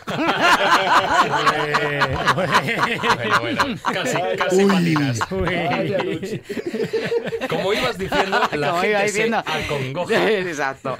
Y entonces, claro, quieren enterrarse muy cerca cerquita del altar. Los más adinerados, los que tienen mayor renombre, los que tienen apellido, que son de sangre real, de nobleza. Y sobre todo poder económico. Y poder económico, claro, o sea, es muy cerquita del altar. El resto, pues un poquito más atrasados, y el pueblo llano, pues donde buenamente puede, esa es la realidad. Aquí no hay tiempo ni para hacer capillas ni para nada. Los cadáveres se empiezan a apilar. Hasta el punto, fijaros, y esto es histórico, que llega a ser tal la condensación de la putrefacción del cadáver, las miasmas acumuladas, el contagio que se está produciendo, porque la gente a todo esto sigue yendo a los oficios rodeado de cadáveres, que es bastante sorprendente. Claro, el contagio es exponencial. Tienen que abrir el techo de la iglesia para que salgan todas esas miasmas. Entonces, aquí cuando... Los vapores, exactamente. Aquí es cuando Carlos III hace esta real cédula que ya dice que hay que empezar a crear los primeros cementerios en el 1787. Pero no le hacen absolutamente caso, porque aquí no se hace caso a nada de eso. Y además fue muy difícil todo este paso de pasar de entierros a cementerio civil. Y el primer cementerio civil que tenemos en España está, que tú seguro que lo conoces, en el Real... estoy señalando en este momento a Maese, en el Real Sitio de la Granja de San Ildefonso. Efectivamente. ¿Verdad? Hasta te puedes recitar de memoria los estatutos fundacionales. Seguramente. Y además siguen activos. Contribuyo en la redacción. Sí. Siguen activos, es curioso. Bueno, pues ese es el primer cementerio que tenemos en España. Y a partir de ese cementerio es verdad que se fueron creando todos los demás. Pero fue, ya os digo, un proceso muy lento, con mucha batalla. Perdona, dime. Claro, porque estamos hablando de cementerios civiles. Claro, civiles. Por supuesto. Porque, sí. O sea, estamos hablando de cementerios civiles. Porque si alguien estaba ahí preocupado diciendo, no, pero ¿cómo que los cementerios? No, una cosa eran los cementerios o las tumbas que podía haber dentro de la iglesia o incluso alrededor de la iglesia, por aquello de que tú estabas mencionando. Eso siguen estando, porque realmente, claro, son las sacramentales. Y las sacramentales crean sus propios cementerios. En España tenemos como unos 17.876.000 cementerios, me parece. En todos los pueblos detrás de la iglesia, eso es, claro. Porque además es lo que daba, lo que estaba más cerca del altar, ¿no? Claro. Pues, eso es, exacto, y entonces hay 8.000 que todavía siguen siendo católicos. 8.000 cementerios, son bastantes. Y en 1787, con esta cédula de Carlos III... Ahí es cuando ya se dice, se acabaron las tonterías. Entonces se crea este primer cementerio de San Ildefonso, de la Real de la Granja, que está alejado de las ciudades, porque claro, ya empieza a decir, vamos a ver, primero, cosas que importantísimas, tiene que estar alejado de las ciudades. Segundo, tienen que ser sitios muy ventilados para que fluya, para que el aire se lleve todas las miasmas, porque tampoco se enterraba como se entierra ahora, no había desde luego ataúdes de zinc ni todo eso. Entonces, eso es lo segundo. Y luego, terrenos que se arbolen, que se llenen de árboles, que sean muy... Porque claro, él se influye de París. O sea, la verdad es que Carlos III se influye mucho de París en cuanto a... En la época en la que él crea el cementerio de la Granja, él sabe que se ha tenido que desmantelar el cementerio de los Santos Inocentes de París, precisamente por lo mismo. Ese cementerio estaba en el centro de la ciudad, con una cantidad de peste exactamente igual y con unos problemones enormes. Entonces él dijo, en España va a pasar lo mismo. Es insalubre totalmente. Es insalubre. Entonces él lo intentó. Es verdad que no le hicimos ni caso. Eso es. Entonces, claro, tardó mucho y incluso, fíjate, yo te diría que, hombre, que ahora no tenemos ese tema tan cristianos, pero mira, hace poco ha salido el tema de las cenizas. O sea que tampoco hemos evolucionado tanto. Ya está la Iglesia diciendo que lo que tenemos o lo que no tenemos que hacer si eres católico con las cenizas. O sea que el tema de la muerte sigue estando... Yo veo ahí una manipulación, pues no sé hasta qué punto... De todas formas, ahora que lo has mencionado, el tema de las cenizas, según tengo entendido, está prohibido. No. Está prohibido echarlas en el monte, en los España ríos. No hay ley. En España no. En España no tiene... Vamos a ver, llegará. Todo andará. Porque se están haciendo barbaridades. O sea, tú puedes esparcir cenizas ahora mismo donde te plazca. Otra cosa es lo que hagas con el bote, como yo digo. El bote que se vaya al contenedor. De vidrio, en su caso, o el otro, pero eso no se puede tirar. Y es que la gente, el problema es que está tirando recipientes de urnas pues eso, que no son reciclables, que no. Ahora mismo hay unos que me encantan que están hechos de sal, que sí, hombre, pues si te lo vas a tirar al mar, pues hombre, por favor, que se deshaga en el mar y ese tipo de cosas, ¿no? Claro. Hombre, a ver, prohibir, pues con un poco de cordura como siempre. O sea, no me parece normal. En una no sé dónde leí en Semana Santa, seguro que lo leísteis, que llegó una señora señora y tiró las cenizas de su marido, que era cofrade, ¿verdad? Y le llenó a todo el mundo, a todos los costaleros de cenizas ahí toda la Semana Santa con las cenizas encima. El señor. No es una desagradable. Yo lo siento, es un poquitín de mala leche. A ver, la señora a lo mejor no lo hizo. Era un día con viento. No sé si era el Betis o el Sevilla, el aficionado que se llevaba a su padre en las cenizas de un tetabric al campo de fútbol para que... Sí, le ponía... Es que seguía sentándole en su asiento reservado. Pero lo sigue haciendo, se lo prohibieron y lo sigue haciendo. Y luego el Atleti ha creado... No sé, el Atleti y el Barça, ¿quién más tenemos? ¿Qué más tenemos que por ahí? Que puedes enterrarte en el campo. Claro, porque la gente tiraba las cenizas en el campo. Así directamente, discretamente, hacía pipi, puñadito, puñadito. No sé, creo recordar en el Camp Nou. En el Nou Camp, desde luego. Sí que hicieron como una especie de muro y tal, en el que... Bueno, y ahí la gente, a cambio de 1.500 euros más o menos, tú puedes meter tu urna ahí, ¿eh? Sí, donde no se ha podido hacer... Es un negocio. Es un negociete, pero no te puedes imaginar. Están todos. O sea, yo sé que está el Depor... Por supuesto, el Barça tiene ya su creo que el Bernabéu y posiblemente el Atleti. En Italia hay varios. ¿En Zaragoza no hay en el cementerio de Torre una especie como de jardín de las cenizas? Sí, no, lo hay en todos los cementerios. Sí, pero en todos los cementerios... Grande, ¿no? Sí, pero tú fíjate, o sea, en todos los cementerios tú puedes echar las cenizas. Ahí nadie te va a decir nada. La cosa es que el cementerio quiere cobrar algo a cambio. Ahí viene el lío. Si es que ahora estamos en un lío de cenizas, tú date cuenta, en Madrid 50% de gente nos incineramos ya. Sí, la mayoría. Claro, entonces ahora tenemos ahí un follón con las cenizas que, en fin, a mí, mira, yo te digo, a mí que me encanta ir de tumba en tumba, menos mal que me voy a morir, porque me voy a quedar sin muertos. O sea, ¿dónde están las cenizas de mis actores, de mis poetas? Exacto.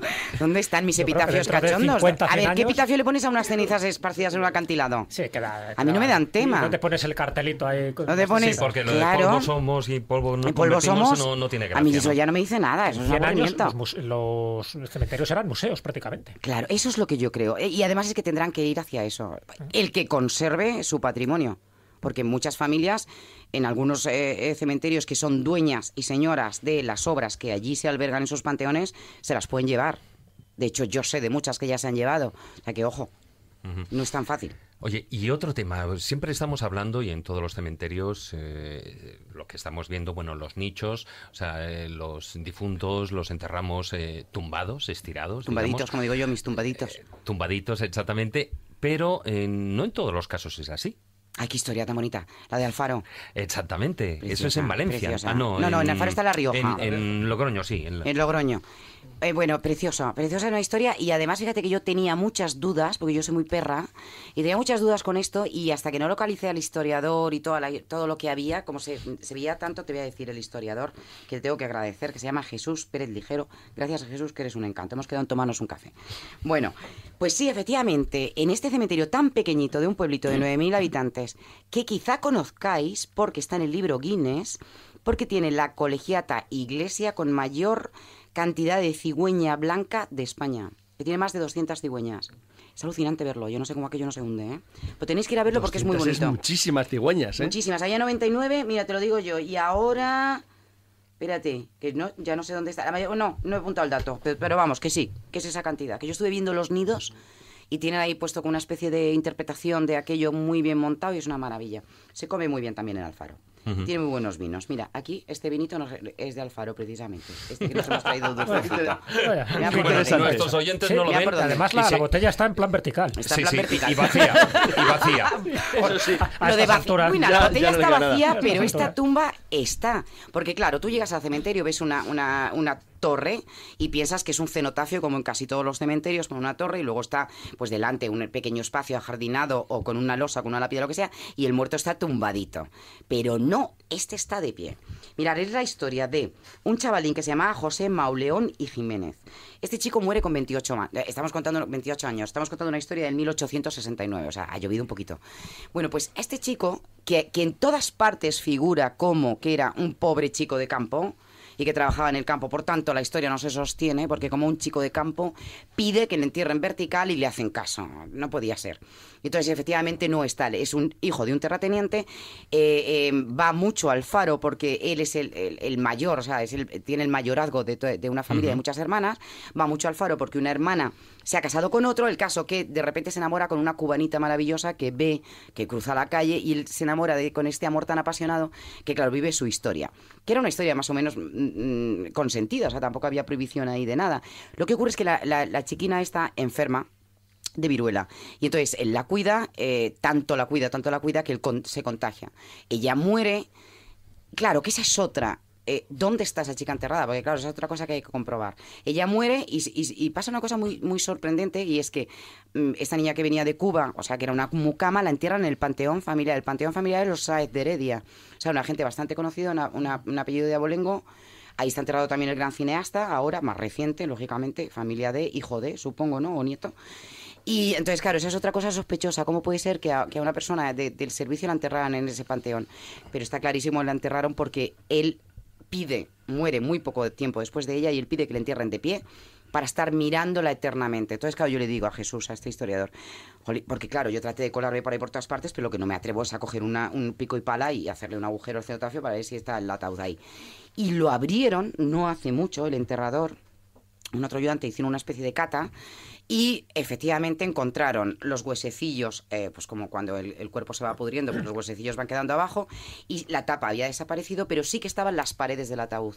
Por tanto, es el único enterrado vertical que tenemos en España, porque hay otro Jesús, ¿no? Sí, un poeta peruano, José Sancho, peruano, pero no está en España. Chocano. No, está en Perú. Está en Perú. O sea, claro, que podemos decir... Y es posterior, fue de 1934, Eso me es. parece, que también él quiso que le enterrara... Para también ver a su amada y esas cosas. No. Que yo sepa, porque era no le por gustaba un antojo tocarse. que él tuvo. Y él quería morir de otra manera, encima le pegaron una puñalada trapera, muere, pero había dejado como último testamento. Quiero que enterarme de pie. No, porque era más por una cuestión política, ideológica, más que por amor. Sí. No conozco bien la historia, pero bueno, sí conozco un poco que era un poeta romántico. José Santos Chocano, muy poco conocido aquí en España, conocido, pero muy conocido en Perú. Pues bonita la historia esta, ¿verdad? Esto de que te entierren de pie para mirar a tu amada por el resto de los siglos. Pues esto es una cosa maravillosa. Bueno, es una historia romántica. Con el Bernabéu para ver Madrid, ¿no? Carlos, ya estamos. Quiero recordar que Mira el que eres. poeta quiso que le enterraran de pie porque él no se doblaba ni ante a Dios. Pues algo así, sí, bueno, te digo. Posiblemente fuera un poco ya la historia. No conozco bien, pero sí era un personaje muy entrañable, muy carismático, y obedecieron su última voluntad. Porque, Es decir, y muy él chulo quería que también, fuera un pero- metro cuadrado. O sea, es un eso. metro cuadrado. Pero lo sorprendente es que te obedezcan, ¿verdad? Porque una vez que de te muerto obedezcan. ya nadie te hace caso, ¿no? Lo sorprendente es Nah, que te pero en el caso que has contado cumplan. Alfaro es porque creo que la familia era de Primo de Rivera, si no, no le hacía ni caso. Sí, Era no, de pero alto claro, linaje. pero es verdad que era un Primo de Rivera, pero fue mucho posterior. O sea, te hablo de gente que había ido a Cuba, él era juez en Matanzas, Sí. este señor Gregorio Sá de Heredia, y ella era una chica del servicio. Sí. Y el José aunque fuera de buena familia, yo creo que se debieron de enternecer por esa manera de cuidar a esta chica, con ese amor hasta el punto de contagiarse y... Bueno, Hombre, yo me voy al lado lo que sí que romántico. cuanto menos muy práctico no debe ser el enterrar de pie. Porque... Pero tú piénsalo, nada, eso es mucho más fácil que para abajo. Bueno, no, claro. Y Para los enterradores, digo, ¿no? No, para los enterradores y para el, Pero es digamos, como para el Estado. tú coges una estantería. Para el grandes Estado, especialistas en para el estado emparejamiento del de cada- cuerpo es diferente. Hay un momento que se empieza a deshacer y por la fuerza David, de la gravedad... David. Pero David. se acumulan los huesecillos abajo. David, los grandes No. especialistas en empaderamiento de reos saben perfectamente que si tú pones una pared a alguien que está de pie no pasa No nada. pasa Es el nada. tiempo que tardas en poner los ladrillos. Nada. Sí, bueno, un No es un emparedado... esfuerzo un terrible. Espérate que a lo mejor es estamos dando diferente. una idea y a partir de ahora se pone de moda enterrarse de pie. Bueno, quién sabe. ¿Quién sabe? I've never seen a diamond in the flesh. I cut my teeth on wedding rings in the movies, and I'm not proud of my address. In a torn up town, no postcode envy, but every song's like gold teeth, grey goose dripping in the bathroom, bloodstains, ball gowns, trash in the hotel room. We don't care. We're driving Cadillacs in our dreams, but everybody's like crystal, Maybach, diamonds on your timepiece, jet plane. Y vamos con otra historia romántica, porque si esta de Alfaro era por aquello de poder ver a su amante, a su amada, en este caso vamos con otra historia, digo, romántica y sobrecogedora, y esta se produjo en Valencia. En Además, Valencia. El nicho tiene el número, el 1501. El nicho 1501. Que estuve buscándolo porque es otra de estas historias que dices, vamos a ver, vamos a perrear, que aquí también hay gato encerrado. Entonces, no hay tanto gato, realmente hay un par de detalles que no son los que son, pero bueno, es cierto que la cosa es como tal. Vamos a ver, estamos hablando de una chica, es muy parecida a la historia, la verdad, que la de Alfaro en cuanto a ese amor apasionado. Lo que pasa es que lo de este tío era mucho más raro. Hablamos de un actor que se llama Vicente García Valero. bastante conocido, que escribe unas memorias. Las memorias se llaman Páginas del Pasado.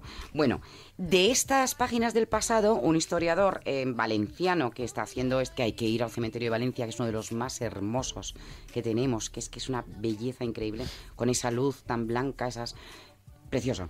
Bueno, pues Rafael Solaz empieza a investigar, lee este libro. Y entonces se da cuenta de que hay unas cosas muy curiosas que hablan de una chiquita que se llama Emilia Vidal. Bueno, esta Emilia Vidal también muere de fiebres, exactamente igual que la de Alfaro. Y él, como es actor, pues le pilla de bolos. Entonces, cuando era su novia adorada, hasta el punto, claro, la tenía totalmente divinizada. Y entonces, él le pilla haciendo un bolo. Y entonces, cuando ya vuelve a Valencia, ya ha muerto. ¿Qué hace? Busca dónde está enterrada. Y entonces, como la familia no tenía posibles, lo que han hecho ha sido meterla en la fosa común.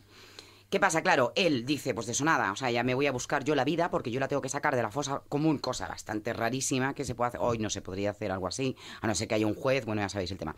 Y entonces, se va al sacerdote y al sacerdote le camela y le dice que, como sea que se busque la vida, que tiene que conseguir sacar, claro, el sacerdote a cambio de una suculenta cantidad de dinerito, se coloca allí, delante de donde la acababa de enterrar, recuerda dónde está el enterramiento y la exhuman.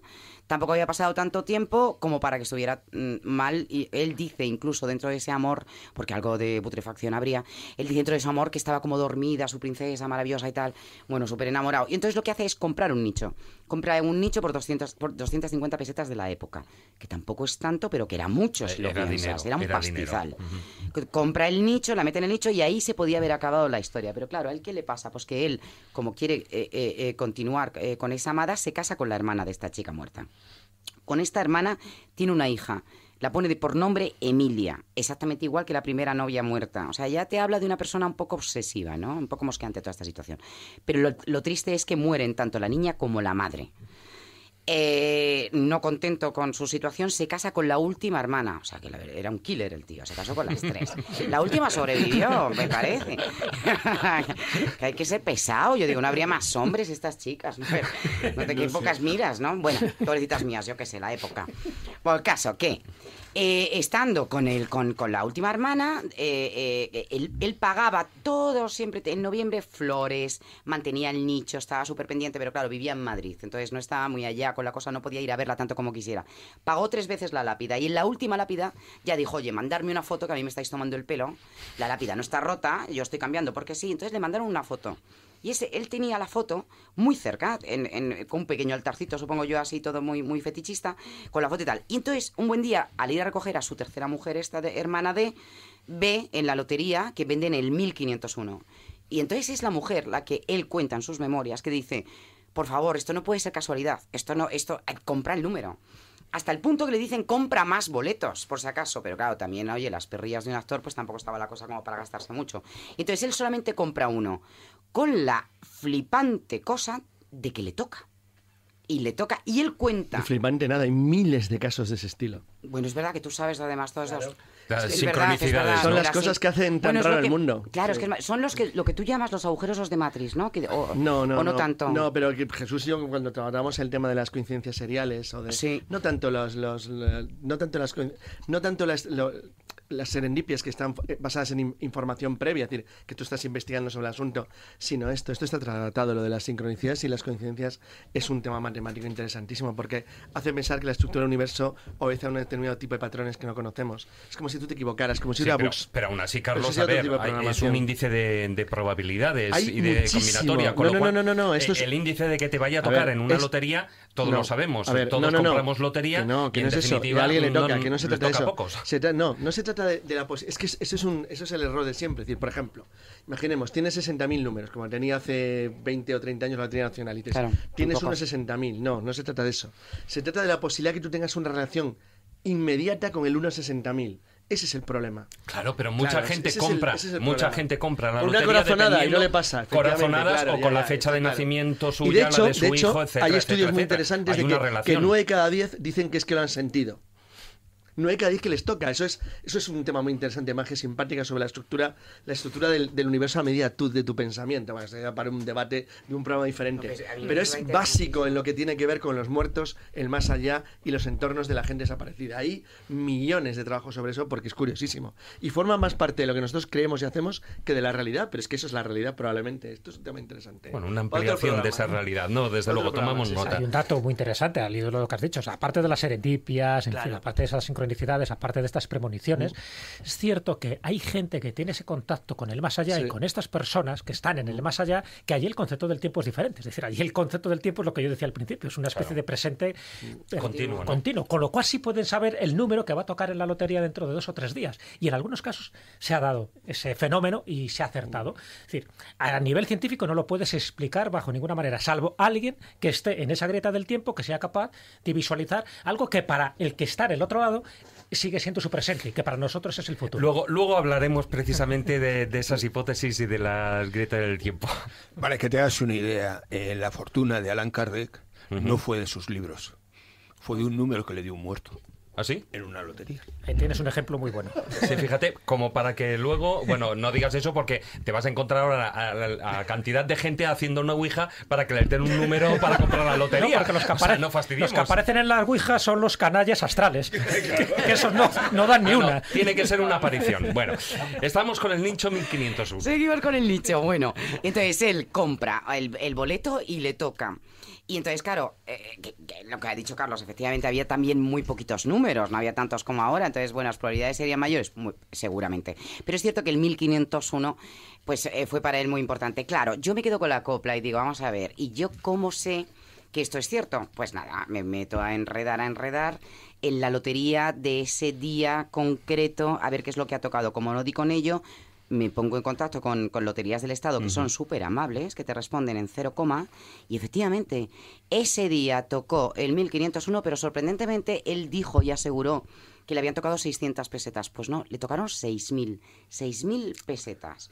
De aquella época es un pastizal. Tenías para muchos nichos. Para muchos nichos. Y claro, la pena es, ¿dónde está enterrado? ¿Estará cerca de su amada? Pues no, está en el cementerio de la Almudena de Madrid. No está cerca de uno su en amada. Valencia y el otro en Madrid. Sí, separados de por vida. Bueno, tuvieron una discusión post-mortem. Sí, algo les pasaría. No lo Voy a sé. decir, Que no había una cuarta hermana. Separados de por vida no es muy correcto, pero bueno. No, claro, separados de por muerte. Bueno, ya sabes, aquí el tiempo es relativo, ¿no? Sí.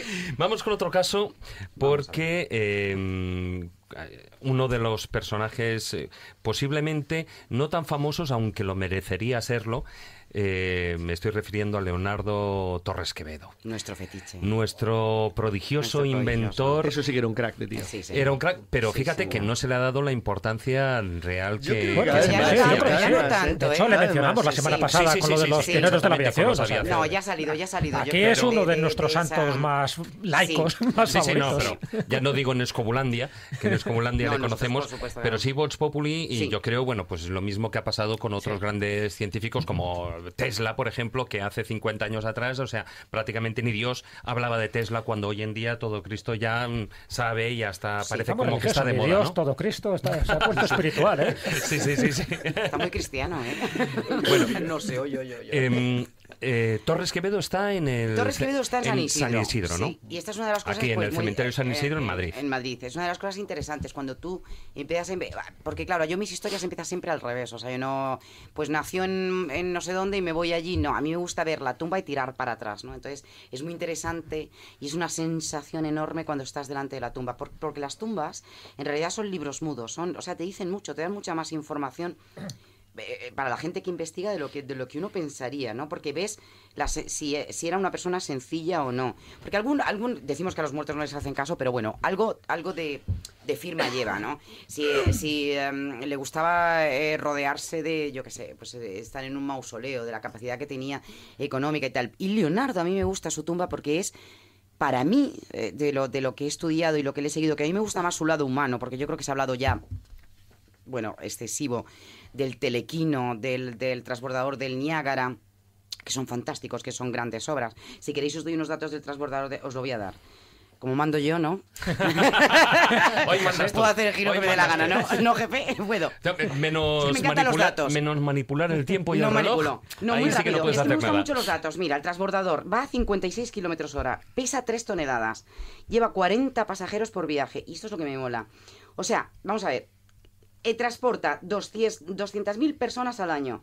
Si calculamos que lleva funcionando 100 años, 0 accidentes, estamos hablando de 20 millones de personas que está cruzando.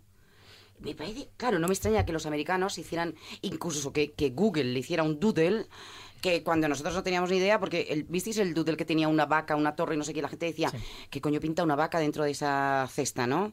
Que es por claro, su primer telequino lo tiraban unas vacas, ¿no? Bueno, me apasiona, nos apasiona a todos el hombre este. Pero a mí me hacen gracia cosas y luego como, también por ejemplo, el ajedrecista. Eso ya es alucinante. Autómatas. Además es que un eran genio de los más que robots, autómatas. pero un genio de los autómatas clásicos, además de los estilos siglo XVIII. De hecho, la diferencia que tenía con el gran autómata del barón Kempelen es que la máquina de Torres Quevedo era un sistema de procedimiento matemático mucho más avanzado. De hecho, rozaba, no era un ordenador, pero estaba tan bien hecho que realmente para su época era algo formidable. Origen de la inteligencia artificial, sin duda. Porque el segundo, ¿quién lo hizo? ¿Su hijo o lo hizo él?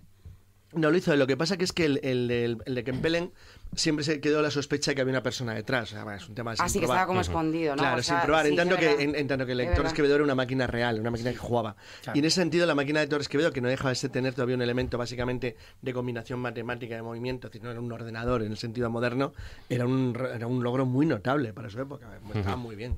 Él crea el puntero proyectable, lo que luego se convertiría en puntero láser. Sin ser láser, era con una especie de circulito. Sí, porque el láser no había, es luz negro, concentrada. que se proyectaba en las pantallas de proyección cuando pues eso, ponías imágenes para seguir la explicación de la conferencia.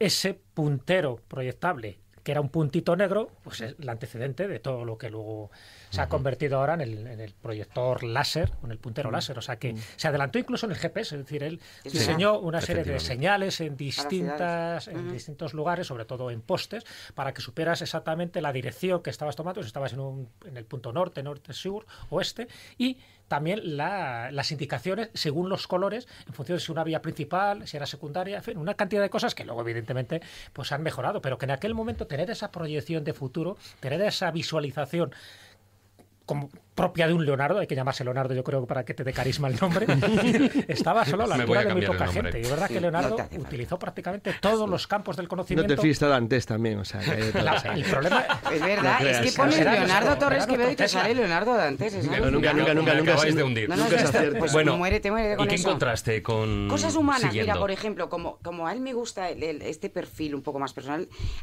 su discurso habla mucho de él. Cuando le dan la silla en la Real Academia Española, él dice: os habéis equivocado al elegirme, no poseo aquel mínimo de cultura exigible a un académico.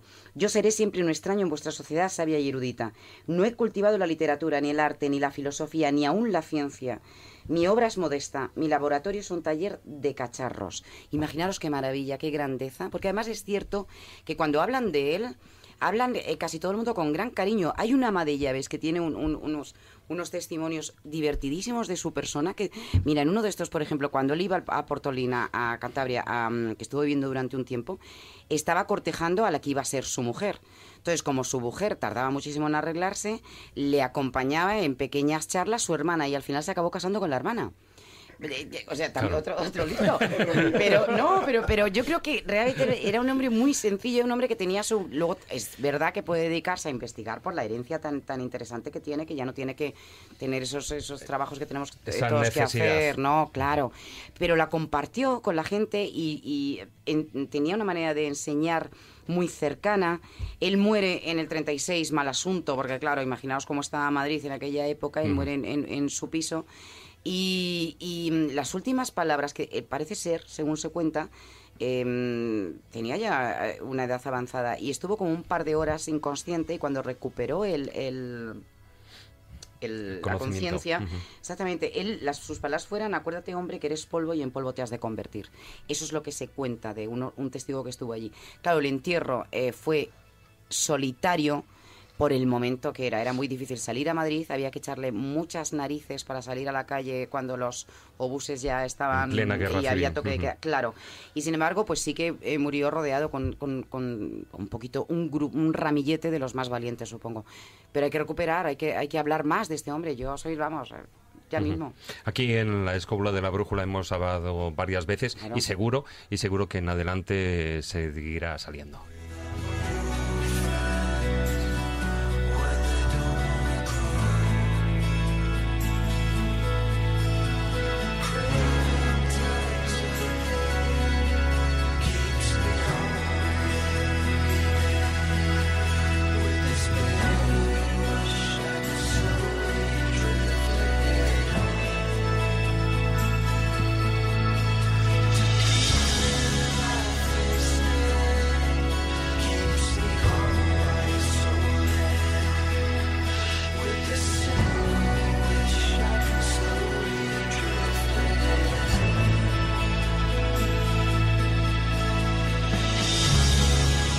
Casi las 11:25 de la noche, 636-689-184 es el WhatsApp que podéis mandarnos mensajes, 636-689-184.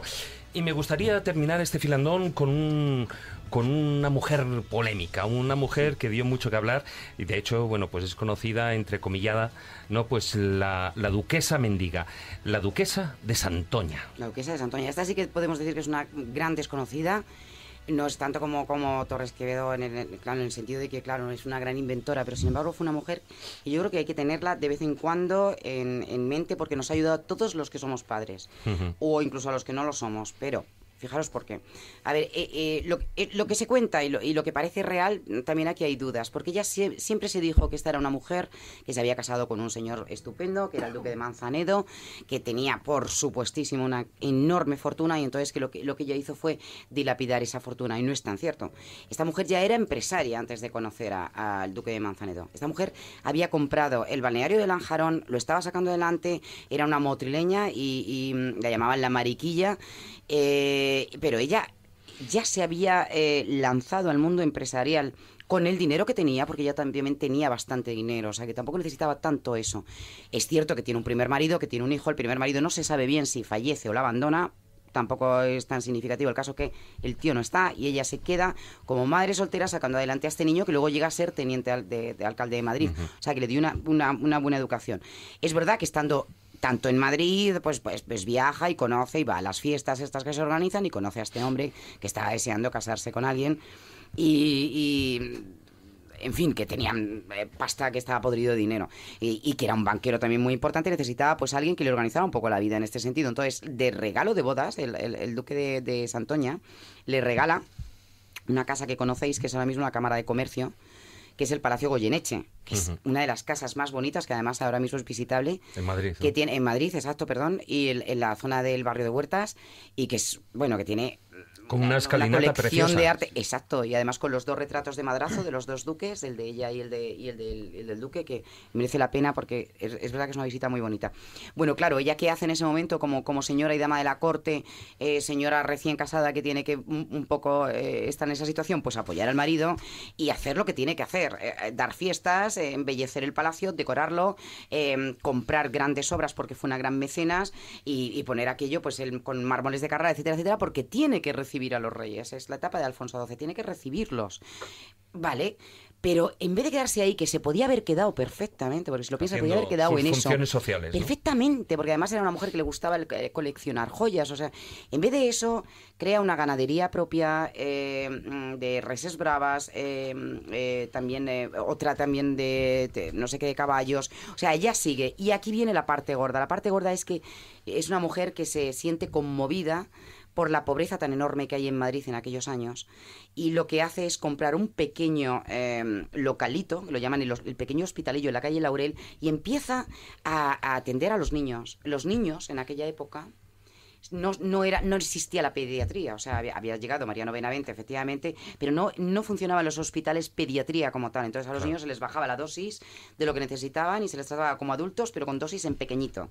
Y con eso los mataban a casi todos, porque era muy difícil que los niños se morían de una diarrea. Es que no había más historias, no había vacunas, no había antibióticos, era muy loco.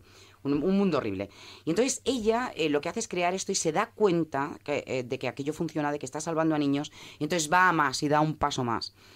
Por supuesto, ese paso más implica comprar el Hospital del Niño Jesús, donde han ido todos nuestros niños, yo incluida, que es uno de los hospitales ahora mismo más punteros de Madrid, donde se hacen Está junto al Retiro, ¿no? Al frente del Retiro, donde se hacen, que por cierto, mira, no sé si viene a cuento, pero sí lo voy a decir.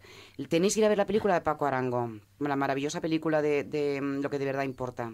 Porque Paco Arango tiene, la Fundación Aladina está haciendo mucho por este hospital, es una cuña que meto, pero es que todos los beneficios del cine van para la fundación de Paul Newman, para niños con cáncer, que bueno, pues hace unos campamentos y tal. Y merece la pena ir con toda la familia, por favor, os pido, Lo que de verdad importa. Bueno, vale. Dicho esto, bueno, ya funda el Hospital del Niño Jesús, todo va muy bien. Mariano Benavente, casi nada, o sea, la eminencia mayor de España en pediatría, es el director, y todo va muy bien. Pero ¿qué ocurre? Que viene la mala malísima, que siempre tiene que estar en todas las películas, que es la hija del duque, que estaba por ahí.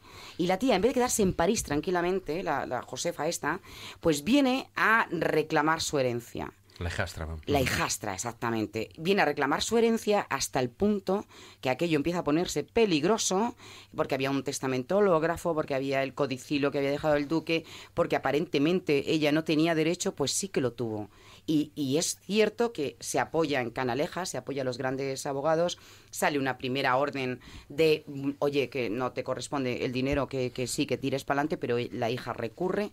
Ella a todo esto ha creado una cosa muy interesante, que es la rifa del Niño Jesús, o sea, que es la lotería nuestra del niño, los precedentes están ahí. Y entonces, para conseguir sacar dinero, porque ella mantenía todas las enfermedades, todas las operaciones, todas las vacunas, todo el material. La gente no daba nada de dinero. De su bolsillo. O sea, atendía a muchísimos niños al año. Los sacaba para adelante. Y además, era una mujer que se cuenta que no se limitaba a ser presidenta de y estar un poco... No, ella iba con la carroza, recogía al niño en la buhardilla, lo arropaba en su manta, lo llevaba en su carruaje y le llevaba al hospital. ¿Qué pasa?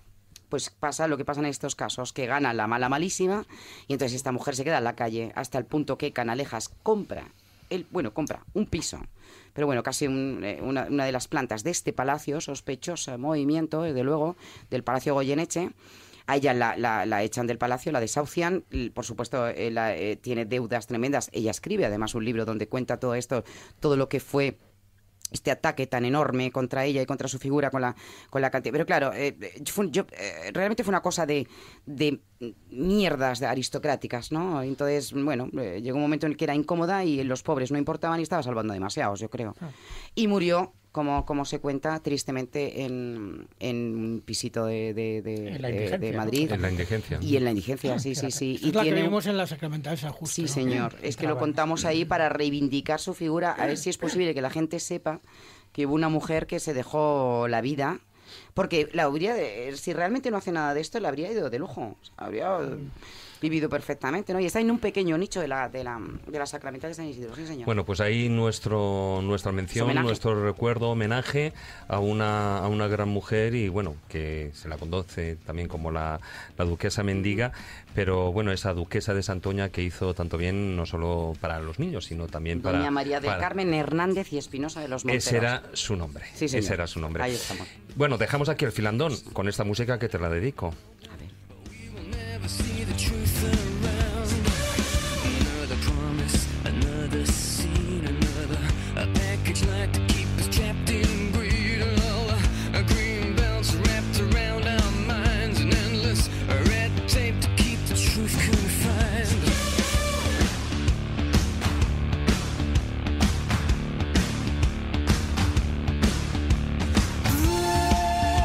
They will not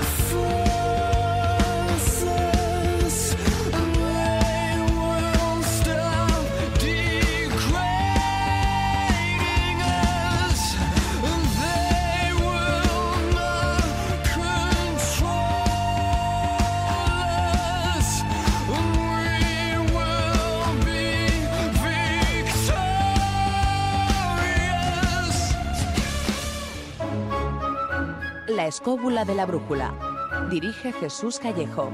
Presenta David Sentinella.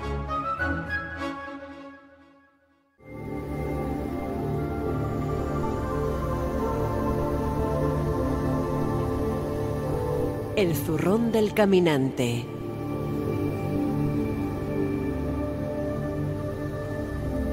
Bueno, maese, como decíamos al principio del programa, vamos a hacer una ruta, una breve ruta por algunos cementerios lamentablemente olvidados, porque ahora a micro cerrado veníamos hablando, ¿no? Lo que a Marta le gusta decir como la muerte de la muerte, ¿no? Efectivamente, ese es un concepto que le gusta mucho a Marta, ya lo estuvimos comentando en su día, y se refiere fundamentalmente a los cementerios que ya están abandonados.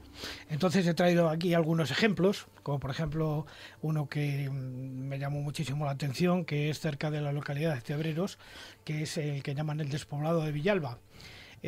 Donde hasta hace pocos años se podían simplemente ver una serie de lápidas que estaban allí enmohecidas, llenas de moho, por todas partes, llenas de verdín, de musgo, que encierra una leyenda medieval que, bueno, se repite en otras partes, pero que es bastante común, que es la típica leyenda de que todos los habitantes de un pueblo mueren en una boda porque un novio despechado ha introducido un veneno dentro de la comida.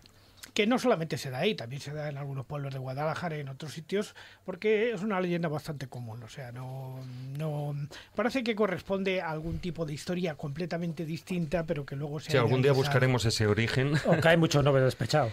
Sí, ¿no? Sí. También es posible. Otro cementerio, por ejemplo, muy interesante, donde la muerte se puede respirar, está en la localidad toledana de Oreja, en un pueblo completamente abandonado.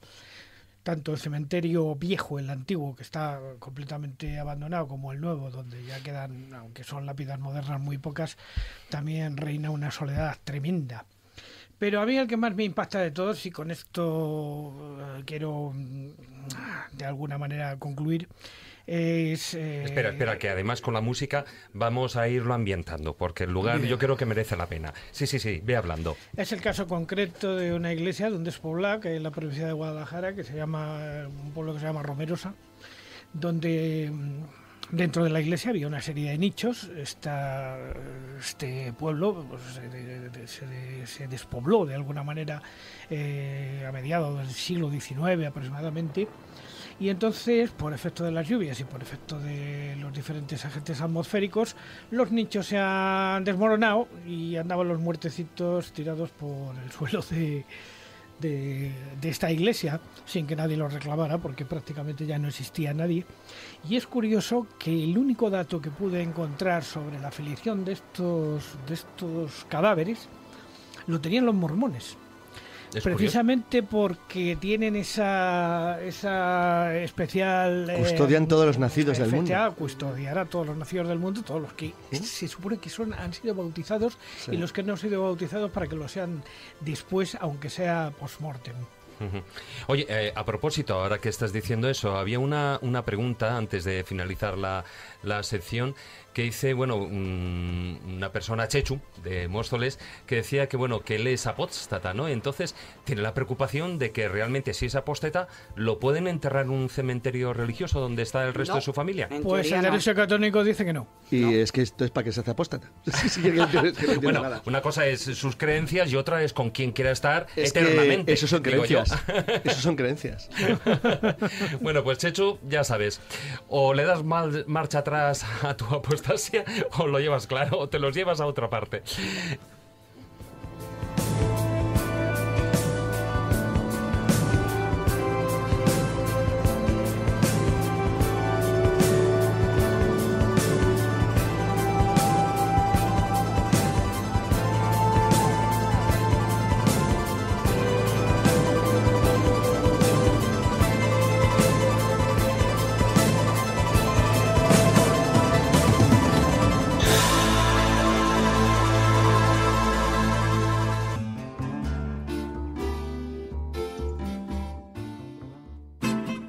La escóbula de la brújula. La escóbula de la brújula.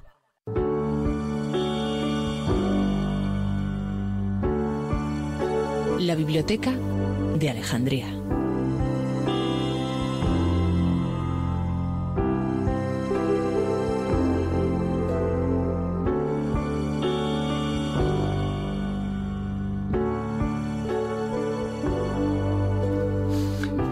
Y hoy abrimos las puertas de nuestra particular biblioteca de Alejandría para hablar de un ensayo de investigación muy curioso.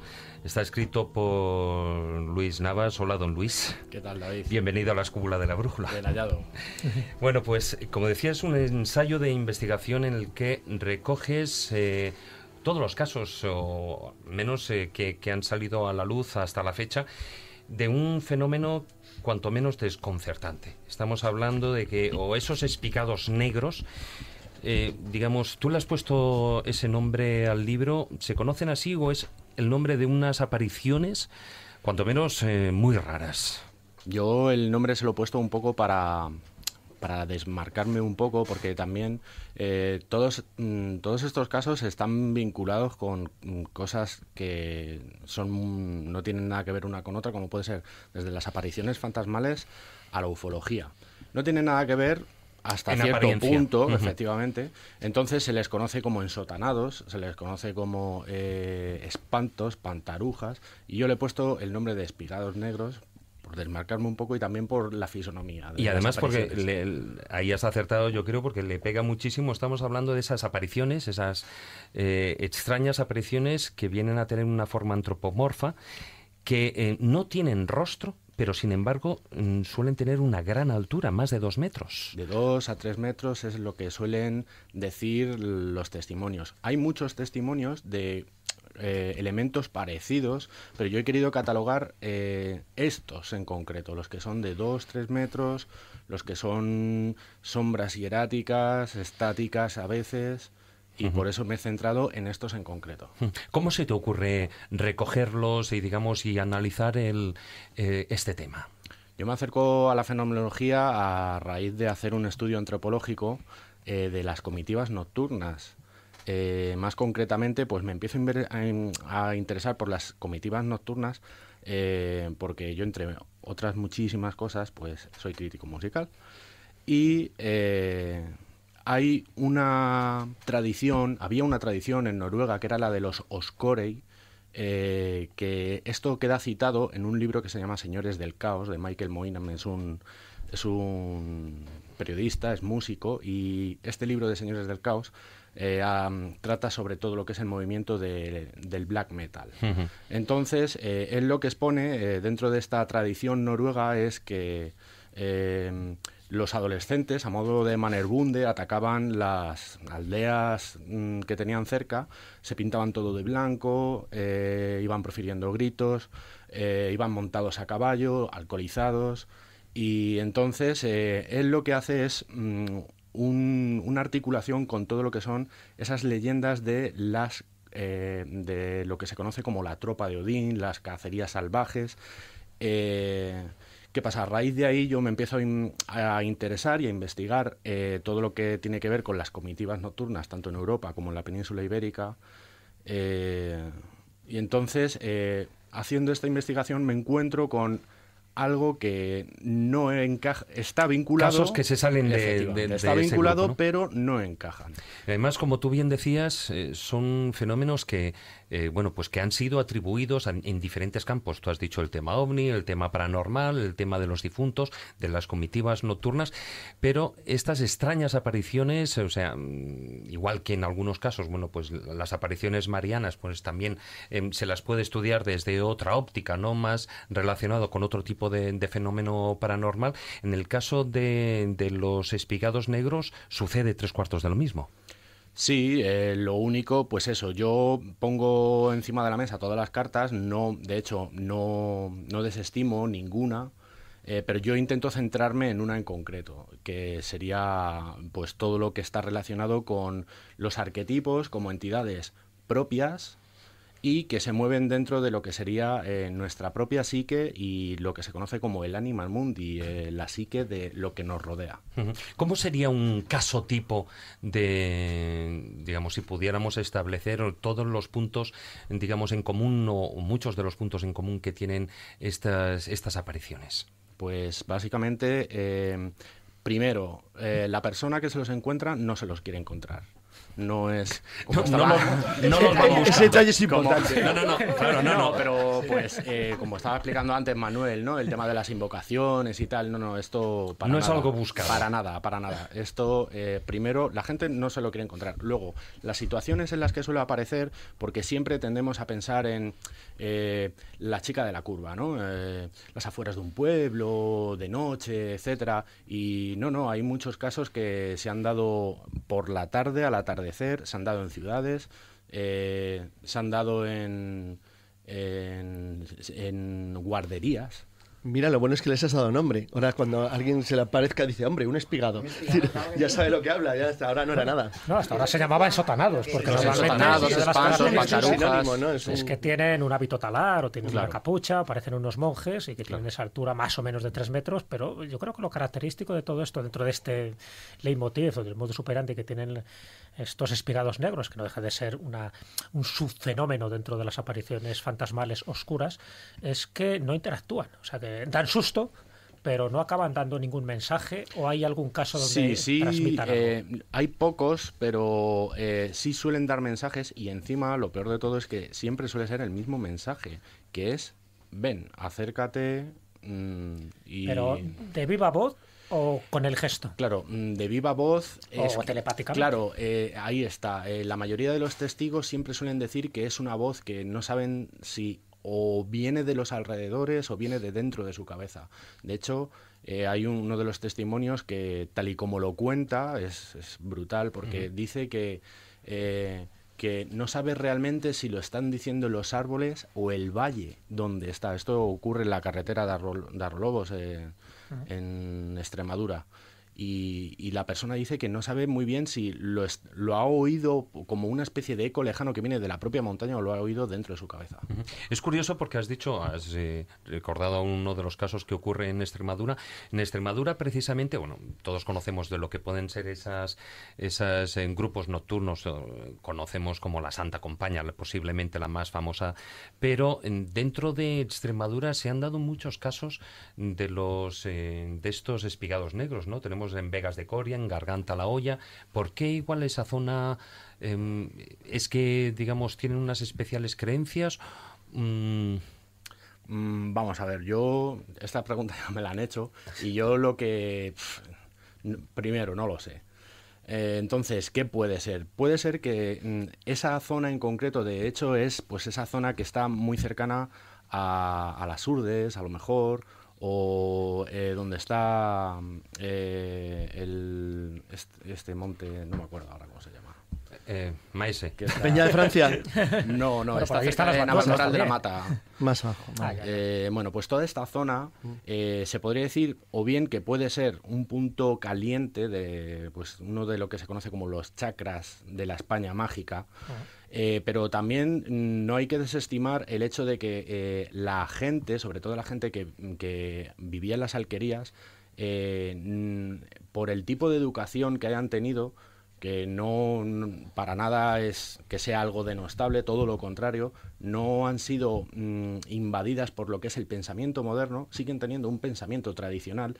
El pensamiento tradicional y la tradición dentro del símbolo y cómo se desarrolla el símbolo es muy importante, y yo creo que por ahí anda un poco. Una de las cosas que me interesó de tu libro, Luis, es que aparte de que cuentas para mí este subgrupo, ¿no?, de entidades oscuras muy llamativas, ¿no?, porque es verdad que se da no solo en todo el ámbito de la península ibérica, sino también en el resto de Europa, es que luego lo relacionas con algunas festividades, algunas tradiciones populares, muchas de estas relacionadas con las mascaradas, con los carnavales, donde piensas, supones, y yo creo que apuntas bien, que algunas de estas tradiciones donde se enmascaran, donde aparecen seres vestidos con unos hábitos muy extraños, tipo monstruosos, tendrían que ver con alguna de estas apariciones de espigados negros que fueron interpretadas de esta manera por el pueblo. Claro, en las mascaradas invernales hay muchísimos elementos, hay muchísimos personajes. Hay que tener en cuenta también que es una tradición muy antigua, viene desde la Edad de Hierro como mínimo. Y son ritos que están vinculados a la fertilidad. Entonces, ¿qué ocurre? Como son vínculos que están vinculados a la fertilidad, hay claramente dos personajes. Uno de los personajes que están relacionados con la luz, la vida, lo fértil, y otros personajes que están relacionados con la oscuridad, lo infértil, la muerte, los muertos y todo lo que rodea a estos muertos. Dicho esto, Yo lo que apuesto es que hay ciertos personajes, no todos, está claro, que sí se podrían hacer una equivalencia con este tipo de apariciones, y sobre todo en la ritualística, en algunas de las ritualísticas concretas, como puede ser el hecho de llevar cencerros y que suenen, porque uno de lo que son los intersignos que ocurren cuando ocurren este tipo de apariciones es el sonido repetitivo, martilleante de algo como un zumbido, y puede estar vinculado cuando estos personajes vienen desde fuera del pueblo, la mayoría de las veces como si vinieran desde otro sitio a donde estamos nosotros, vienen con ese sonido. Fíjate tan qué peculiar. curioso, Jesús y yo, que es conocido para los que nos siguen desde mucho tiempo, en la teoría nuestra de la intrusión, esa cosa tan curiosa, hablamos siempre, porque es una correlación clásica de las leyendas, de las apariciones, una de las vinculaciones de las apariciones, como las apariciones se pueden vincular a cualquier concepto en función del testigo que las percibe, el elemento del zumbido es esencial.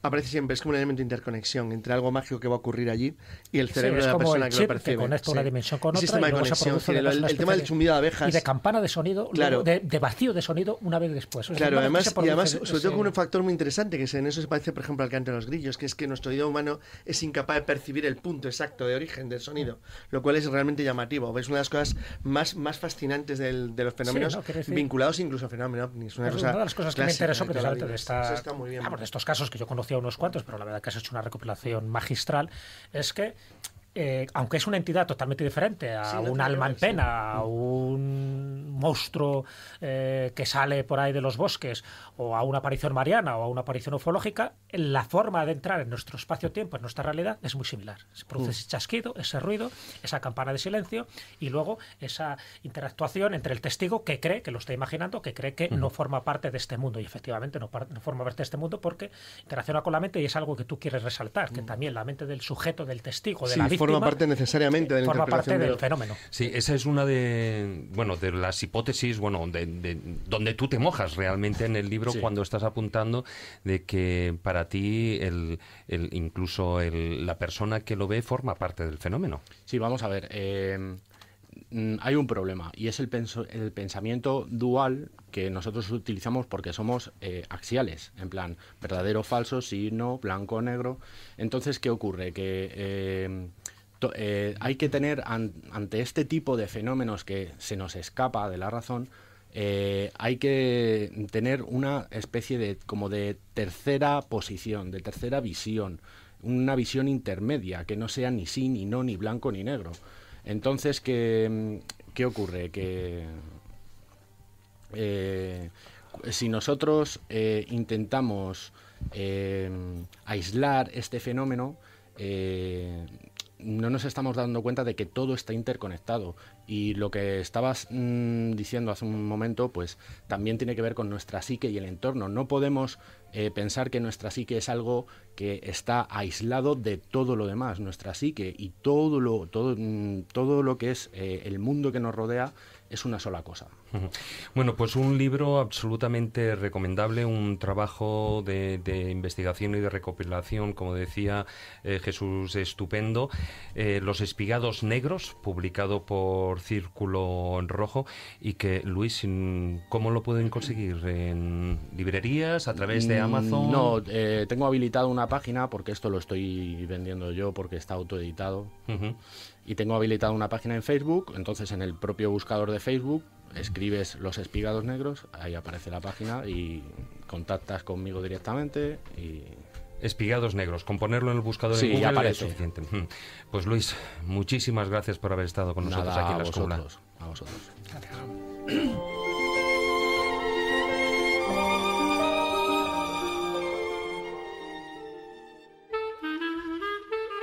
La escóbula de la brújula.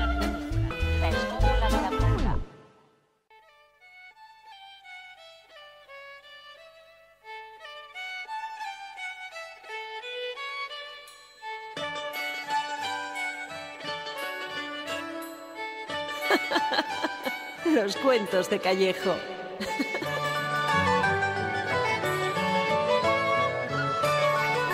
Como Como siempre, Jesús, es el problema de estar al final, con el tiempo apurados. Voy a tener que cambiar el orden de esta sección mía, ¿eh? La vamos a poner al principio del programa. Me parece que sí. Bueno, a partir de la próxima semana habrá cambios. Pues nada, vamos con un cuentecito que tiene algo que ver, como no, con la muerte. Bueno, pues vamos a escucharlo.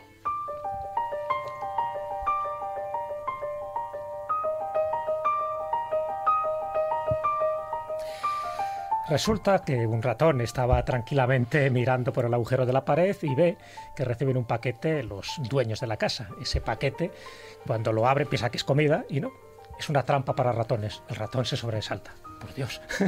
Automáticamente va al patio de la granja para comunicárselo a sus amigos animales. Y el primero que se lo dice es a la gallina. Mira, oye, que han traído aquí una trampa para ratones. Y la gallina dice, a mí qué me importa. ¿Tú crees que yo soy un ratón? Allá tú. Te bendigo, pero a mí no me vengas con tus problemas. Automáticamente se va al cordero contándole lo mismo. Oye, que hay una trampa para ratones. Hay una ratonera en la casa. Por Dios, ¿qué voy a hacer? Y el cordero dice, pues, ¿qué quieres que te diga? Yo soy un cordero, yo creo que a mí la trampa de ratones ni me va ni viene. Vete con el problema a otro sitio. Y efectivamente se va a la vaca y la vaca le dice, ¿pero acaso estoy yo en peligro? ¿Qué me cuentas, chaval? El ratón se siente un poco desesperado, en fin, vuelve a su casita y ahí se da cuenta que hay un gran alboroto. Se acerca al ratón a ver qué ha pasado y efectivamente esa trampa para ratones que habían puesto había caído un animal. Ese animal era una serpiente venenosa que le había atrapado la cola.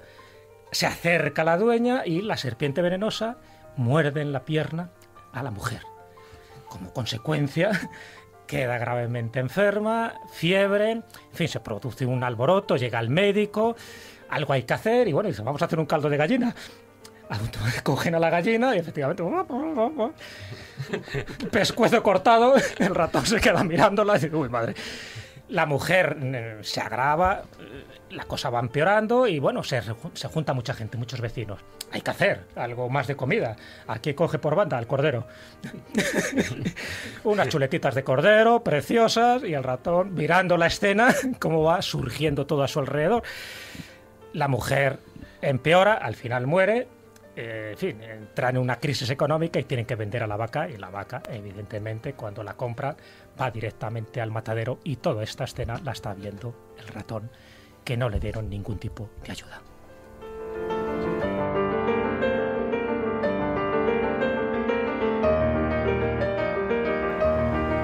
Hoy la verdad, Jesús, que sí que tiene moraleja y mucha tela de moraleja. Yo creo, ¿no?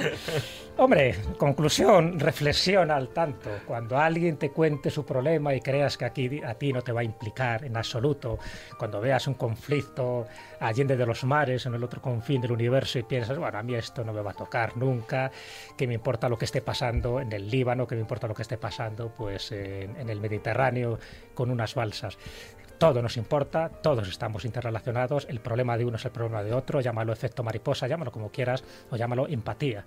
Sencillamente yo creo que cada uno tiene su problema y eso genera una cadena de comunicación entre todos, un hilo rojo, si lo quieres llamar así.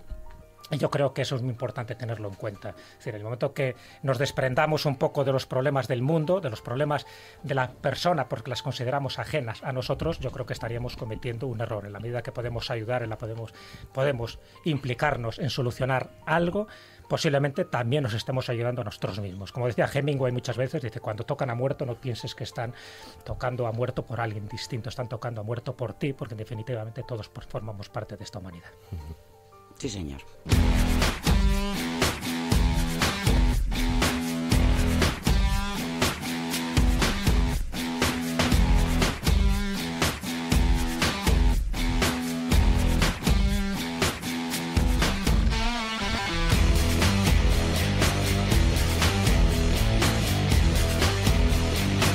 Bueno, pues hasta aquí ha durado el programa, pero Marta, no te quieras que te vas a escapar. En el programa anunciamos también epitafios, no ha habido tiempo, pero dime cuáles son, cuanto menos, tus preferidos. Venga, unos muy recientes, además que no están por internet, los vamos a colgar en la escóbula porque estos no existen, que los he pillado hace poco. Pamplona, me encantó. Un hombre que fallece con 62 años dice, bueno, esto ya te digo que lo podréis ver en Twitter y eso, de bueno, puntos suspensivos. ¿Y entonces tú qué? ¿Te quedas Me encantó. Esto es muy grande. Y abajo tu familia, por si acaso, ¿sabes? Sí, ¿no? Y otro que nos viene de perlas, que es que en Sitges, que os contaba, que para despedir el programa, que es muy divertido, que pone moi, remoi y recontramois. Tal cual, no, lo veréis porque lo vamos a colgar. Bueno. Y ya, bueno, este es romántico, decía, no vivías discreto ni andabas en silencio, pero te fuiste despacio en un discreto silencio. Es bonito, sí, además también, es muy bonito. Es bonito. Es Ya muy está. bonito y nos sirve para despedirte, no para el otro lado, no es una despedida No de me gustan ultratumba, los ni funerales. mucho menos.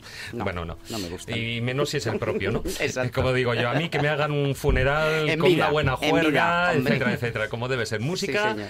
y a disfrutar todos, como lo Muy hemos hecho bien. hoy. Muchísimas gracias, Marta, por A habernos vosotros, acompañado. como siempre, maravilloso. Luis, muchísimas gracias por haber estado aquí con nosotros. Nada, un placer estar aquí con un Dream Team como el Le que- veo cada vez más inspirado. Sí. Maese, muy buenas noches. Venga, vamos a ver qué enterramos por ahí. Bueno, jolín, ya estamos. Manuel, muy buenas noches. Muy buenas noches y ya sabéis, lo más importante, la mayor magia que existe es la propia vida, así que disfrutadla. Carlos, Buenas abre noches. los ojos. Iba a decir buenas noches. Sí, ya, tú ya estás ahí.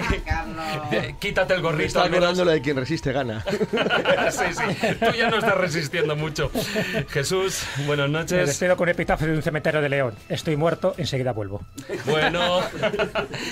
Bueno, y hoy especialmente muchísimas gracias a Víctor, que está al otro lado de la pecera, y a todos vosotros, queridos esculeros, como siempre, gracias por acompañarnos una semana más. Os recordamos, como siempre, nuestra página web, laescóbula.com, y nuestra presencia en las redes sociales. En Facebook, nuestra página oficial, La Escóbula de la Brújula, y en Twitter, nuestro perfil es @escobuleros. Buenas noches, amigos. Tratad de ser felices e ilustraos. Hasta la próxima semana.